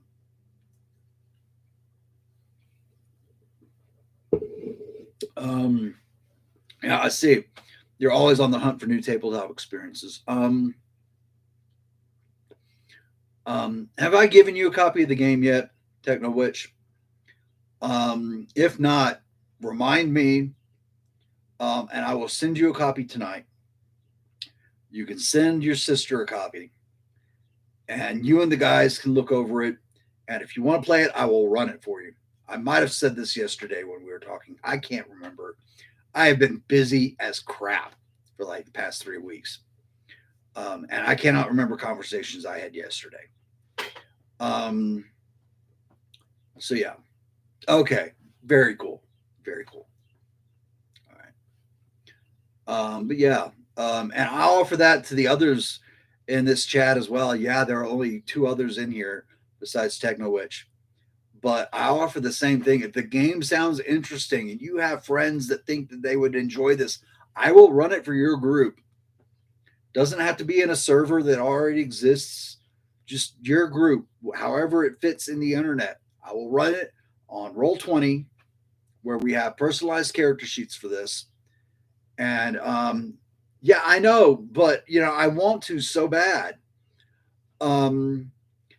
Techno Witch and I have known each other for quite a few years. We went a long time between actually speaking to each other because we lost contact when I moved out here to Wyoming. And but she played in some live action games that I developed for Werewolf the Apocalypse, World of Darkness game. And we had a great time with it. We were reminiscing last night, reminding each other of amazing stories that occurred within those years while I ran that LARP. It was a very great conversation. So yeah, when she says, you know, we're always looking for a new tabletop experience, I know exactly who she's talking about. And they were great people to game with. And I've always said that because yeah, just under 20 years. Yeah, I know. But like the individuals that were involved in that LARP, their characters exist in the virtual tabletop games that I'm running today, or I should say tomorrow, technically. But yeah, in the ongoing campaign that I just started, those characters still exist in the game that I am running because I love those characters. They fit with the types of stories that I want to tell. And I've run several campaigns using them all. So yeah. And some of the characters during the Aethyrblood playtesting made it into the rulebook. Passion, for one, is a prime example of a character that was, you know, in the playtesting. That was such a phenomenal character. I had to put it in the book. Salvation is another. Salvation was an awesome character concept that was actually the first character made for this game, period. Passion is an amazing character. Lots of fun. Um, so yeah. Yes, yes. Are we going to end up geeking out over Werewolf the Apocalypse again? I don't mind.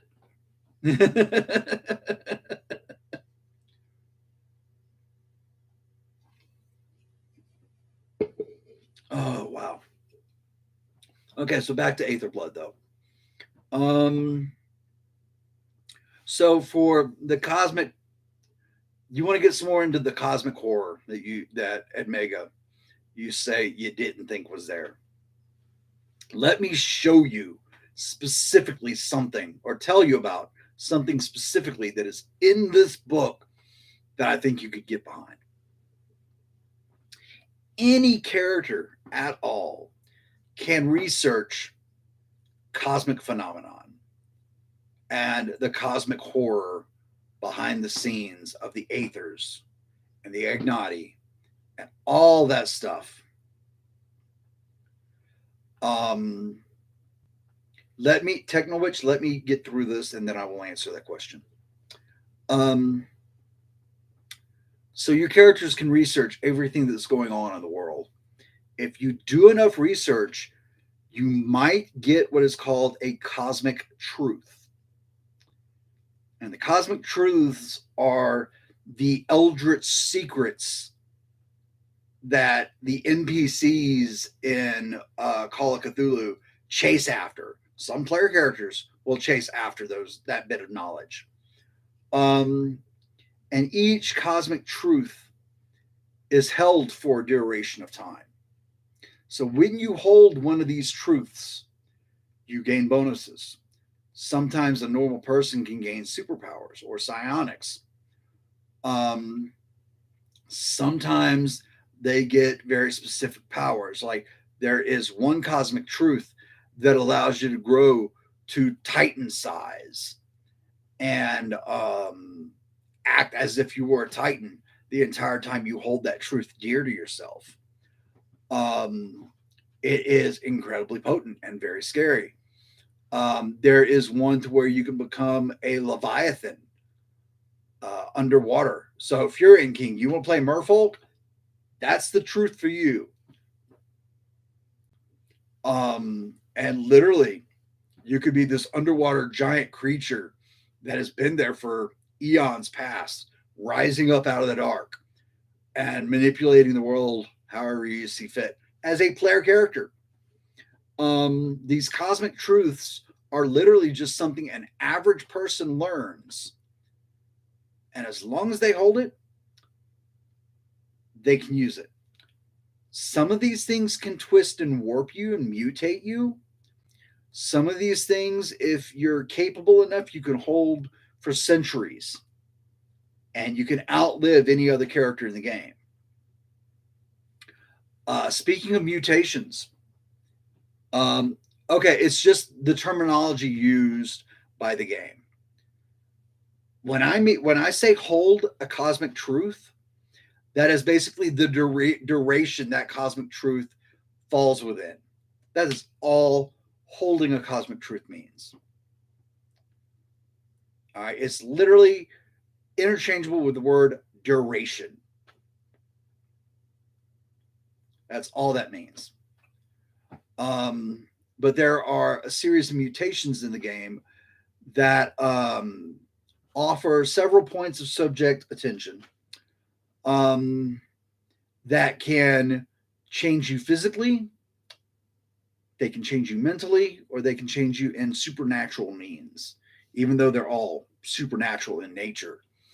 So, like, you might have claws, let's just say, and it might make you more aggressive.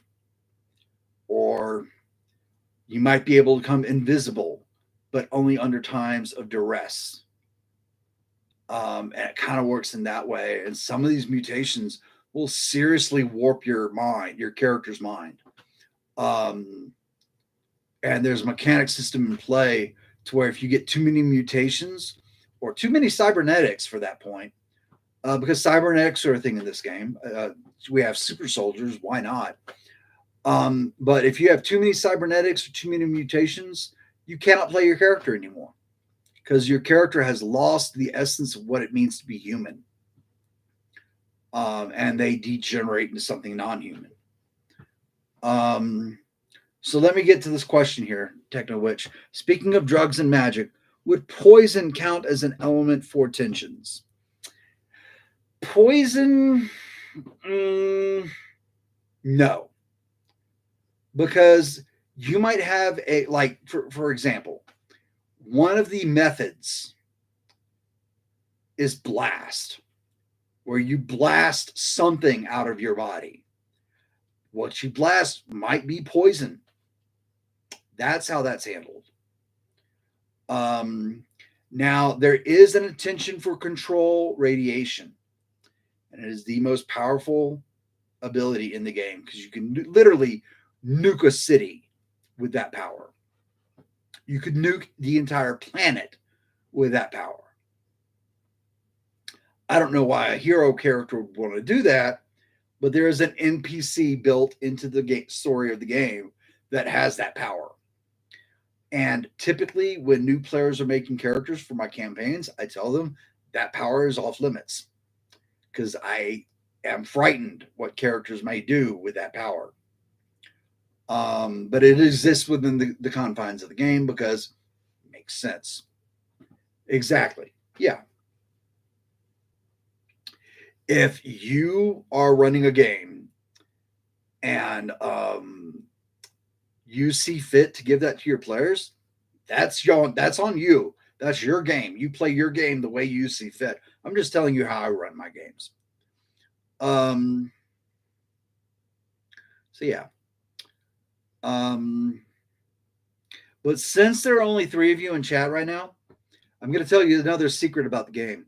So if you've been listening, I've been giving away some secrets during all this for the past 2 hours and 6 minutes. The way powers work. Wait a second. Only play good guys in Werewolf the Apocalypse. Everything else exists as a playground for my worst instincts. More than fair. More than fair. I've been known to play bad guys, and they are exceptionally bad. And yeah, I have a whole list of reasons for that we are not going to go into on this call. But anyway, the way powers work, the link to the Agnati and the Agnati themselves all work on the basis of magic.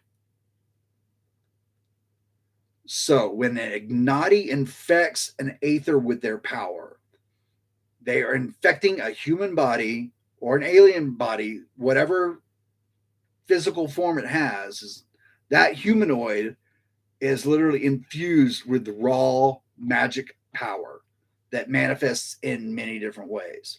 So when you are playing the game, there are not specific things listed for the powers.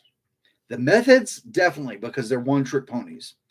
The rest of the games just have guidelines, examples for what you can do.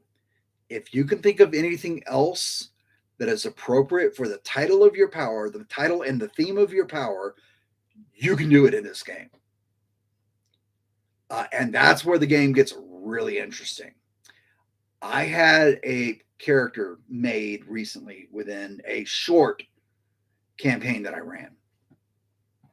The player told me he wanted to have a character that literally lived because he jumped from mind to mind and used each person he jumped into as a puppet, so that his physical life was never threatened, so that he could literally rip into these individuals' minds, learn everything they know, be able to live as that person for as long as they saw fit. That was this person's character concept. I said, that is wonderful. You only need 1 power.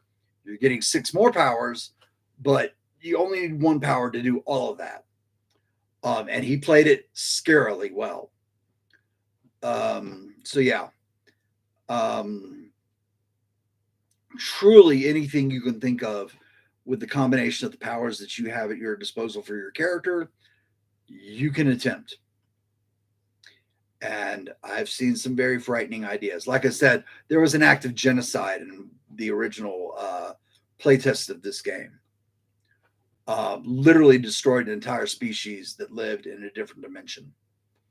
Um, those are the stakes you're playing for, you know. That's the level of the game you're playing at. And I think that is amazing. I think stories on that level that deal with human ethos and understanding and personality, such things like that, at such a cosmic grand scale, I find it very interesting. And then when you introduce the elements of cosmic horror on top of that, and the existential dread of even as powerful as I am not important in the grand scheme of things. That just makes it much more fun. That's just the way I see the game. Of course, every composer can come to this game in a completely different angle. I just I just built the games. You play them however you want to. But that's my take on it. So, other questions, comments? I mean, there are other aspects I'm sure I can talk about this game. Ideas that I have for Chapter Two, types of super soldiers, types of mutations, you know, whatever. Ask me an off the wall question, see if it sticks to the concept of my game. That's something I would like to see.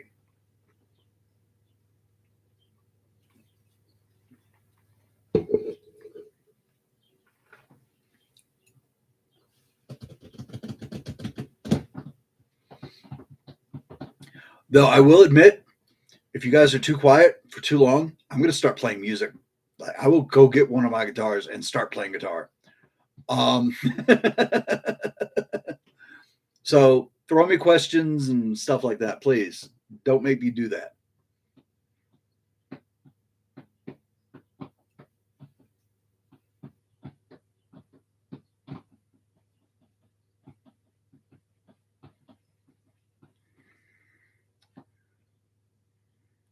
Can constant contact with the Agnati cause mutations? That is a loaded question, and I love it. I love it. I'm going to give that one some love. All right.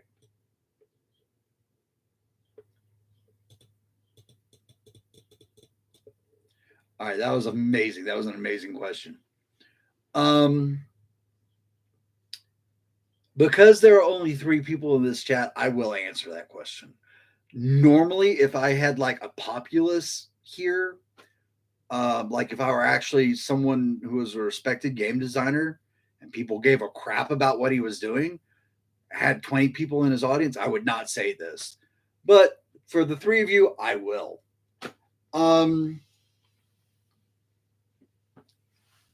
It's not mutation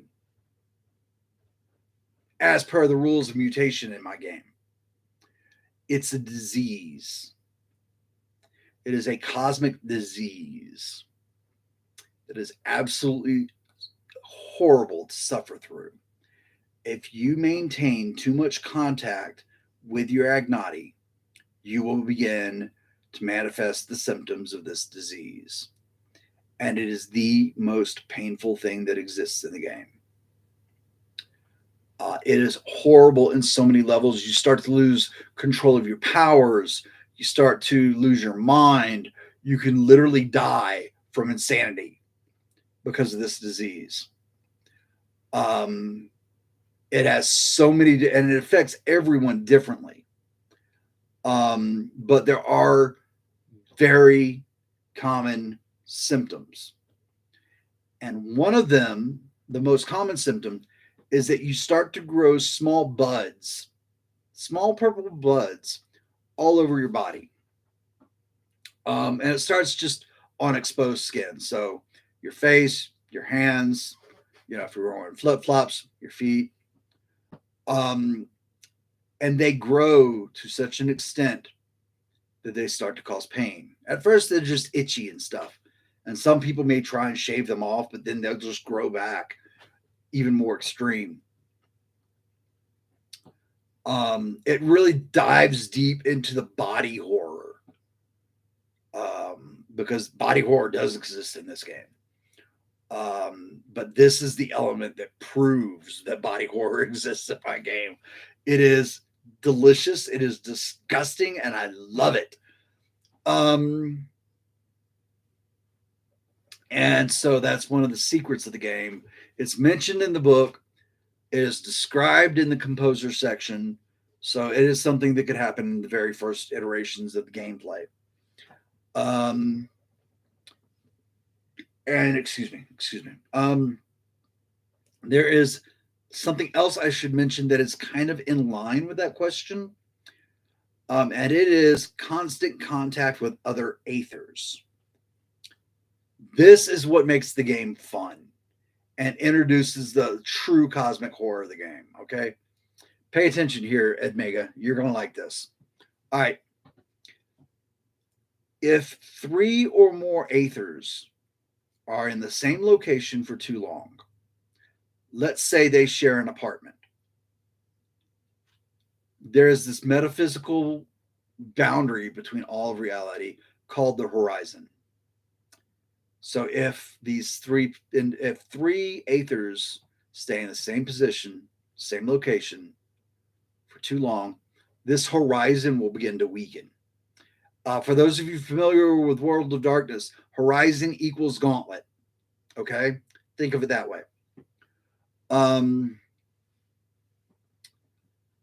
So the weaker the local area horizon gets, the higher the chance that the Vosges step through. The Vosges feed on raw arcane power. So that when they sense a group of Aethers hanging around in one location, they will literally rip a hole in the horizon, dive through in groups that are multiples of 5. Always multiples of 5. So if you're lucky, you only deal with 5 and your party can take care of them. But if there are only 3 of you and 10 jump through, you're screwed. And the numbers can get even more disgusting. And they will literally consume the magical essence that is within you, within your character. Now then, their masters are locked away, kind of like elder gods and deities in the Cthulhu mythos are locked away. Should their masters be separated from their prisons, they will begin to feed directly on the Agnati. So now we roll back to the purpose of the Agnati and why they're doing what they're doing. The whole point of what they're doing is to find soldiers that would become basically their only defense mechanism against those predators that would eat them.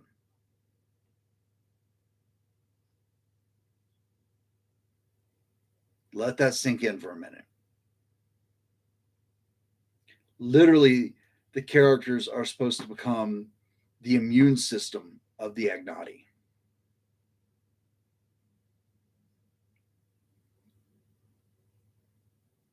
That's the biggest secret of this game. It is not mentioned in the core book.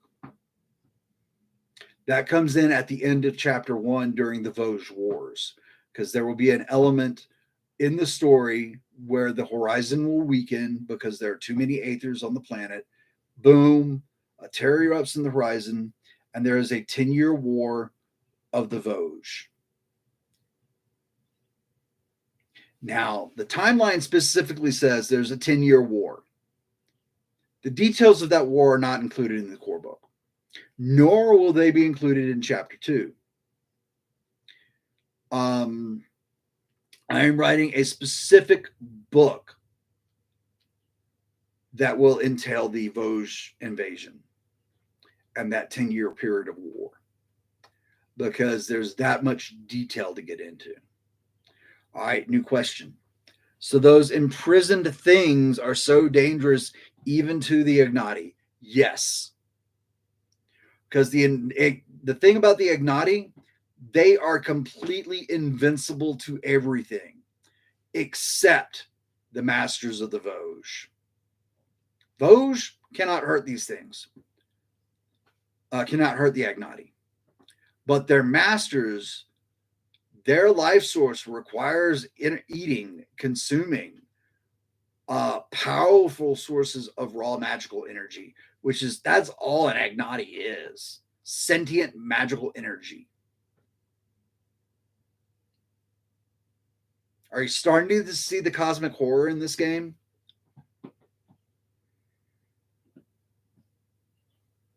And it's so funny. The first event that I ran at the convention last year was there was a cat stuck in a tree, and it had cosmic implications.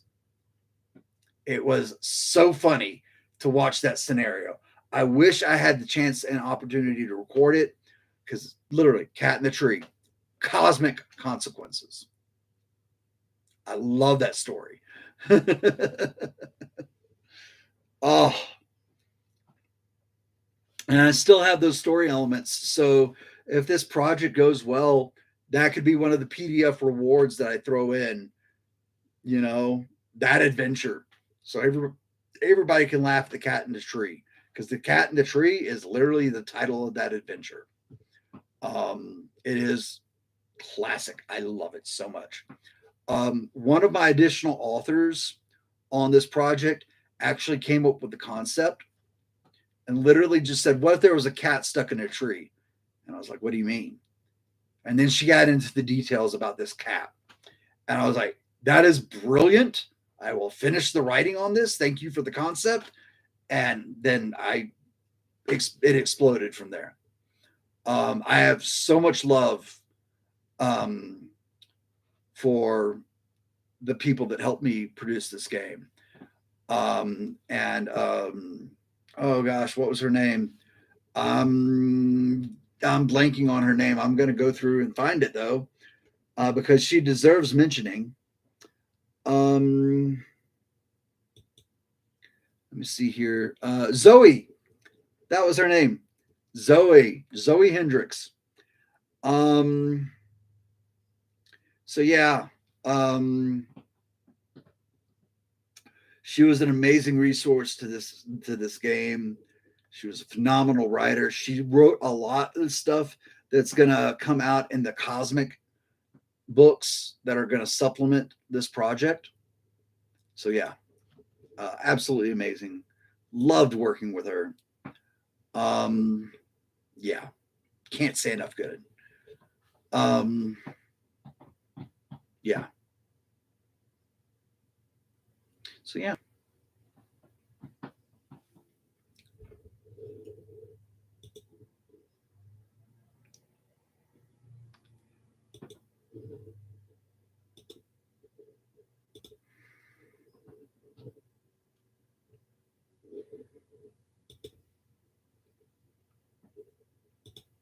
All right.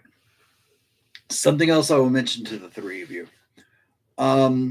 The good thing about this video is it will stay posted on my campaign project site, so other people can watch this.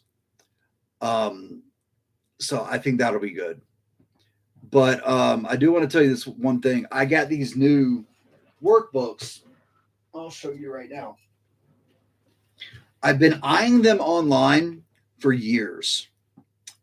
But only recently could I afford them, because before recently I was literally dirt poor. I lived paycheck to paycheck. Now I can splurge on things. So these books were so highly recommended to me. Now, I've been doing game design, not professionally, but doing game design for 30 years. One of these is for story. The other one is for character. So I'm about to apply everything Aethyrblood to anything mentioned in these two books and see what happens. I will send you the link for these books. They are the highest rated. They just got here today. I have not been able to crack them open yet because literally when I got home, I started this live stream. So yeah, but I will send you that link as soon as I shut this down, which I'm going to admit, I think I don't want this to be too long since so few people are here. And as other people come in, I don't want them to have to watch this for very long. So I'm going to cut this off at the 2-hour, 30-minute mark. So if you have anything left you'd like to say to me, I mean, I can give you Facebook, I can give you Discord, I can give you all the deets for social media on how to get in touch with me later. But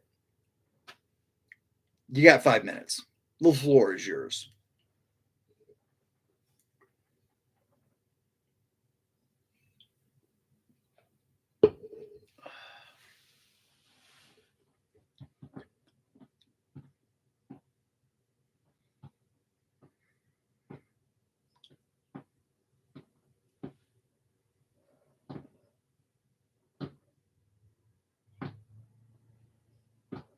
In my head, I hear the Jeopardy music.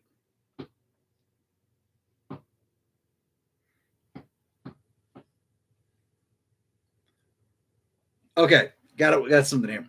What is the limitation for our powers? Example of this will there be paradox for mages? This is not a World of Darkness game. Okay, it is not.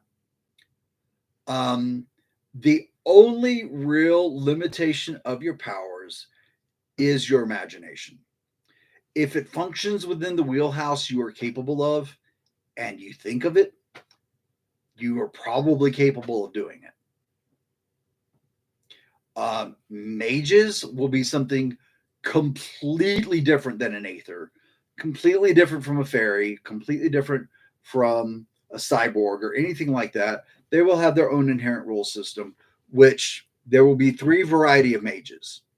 I cannot remember which is which off the top of my head, but one does rituals, one does spells, and one is kind of like the Masters of the Vosges, where they have to consume large amounts of magic to cast their effects into the world, like sacrificing an Aether. So yeah, there is that. Mages will be completely different from anything you've ever seen in a game before. Just because I like to be unique. I don't like retreading over familiar territory. We have about 3 minutes left. Somebody end us on a good question.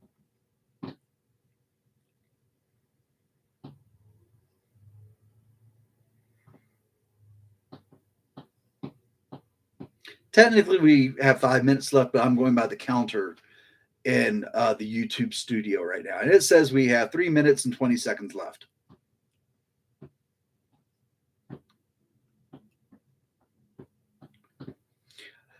What was the present year of your game? Okay. So the first Aether was created in 2018. I will pull up the timetable right now so I can give you a very specific answer. The first Aether was the only Aether on the planet for several years, for reasons that exist within the story. In January 1st of 2021, 21 Aethers appeared on Earth within hours of each other. That's usually where I start my campaigns. But more recently, I've been starting my campaigns around January 31st, 2023. This last one that I did happened May 29th of 2025. So it just depends on what part of the story I want to tell. But the ending of that story is September 14th, 2032, that is when the Vosges Wars begin. Vosges Wars end October 25th, 20, no, it's six-year war. 2038 is when the Vosges Wars ends. It's 6 years. I thought it was 10 years. I might have edited that. But are Vosges edible? Probably not in the manner that you're thinking of. But we'll get back to that. It's counting down the seconds. I need to end this. Thank you for the question, though. I really appreciate that. We'll talk about that later.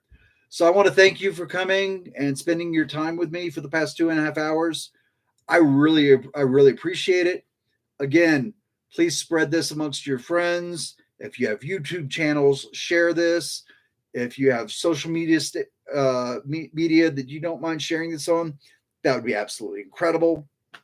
I can provide links for my Discord, my Facebook, my game studio that I use to actually create games. I mean, whatever you guys think that I should do, pop it in the comments real quick before you leave the studio, before you leave the live stream, and I will make it available on the campaign page of the BackerKit for the Aethyrblood Chronicles. Yeah, I know, but it's an interesting idea. But again, that's something that will need to be discussed, and it depends upon what your character is capable of in game. So strange things happen in this game, and I love it. All right. And I'm just remembering things that I wanted to mention during this live stream, and I did not. That's okay. There's always the next one. You guys take care. And hopefully you can come back for the next live stream I do. Just pay attention to my social medias, to the BackerKit, and stay in touch, please. Thank you very much, and good night.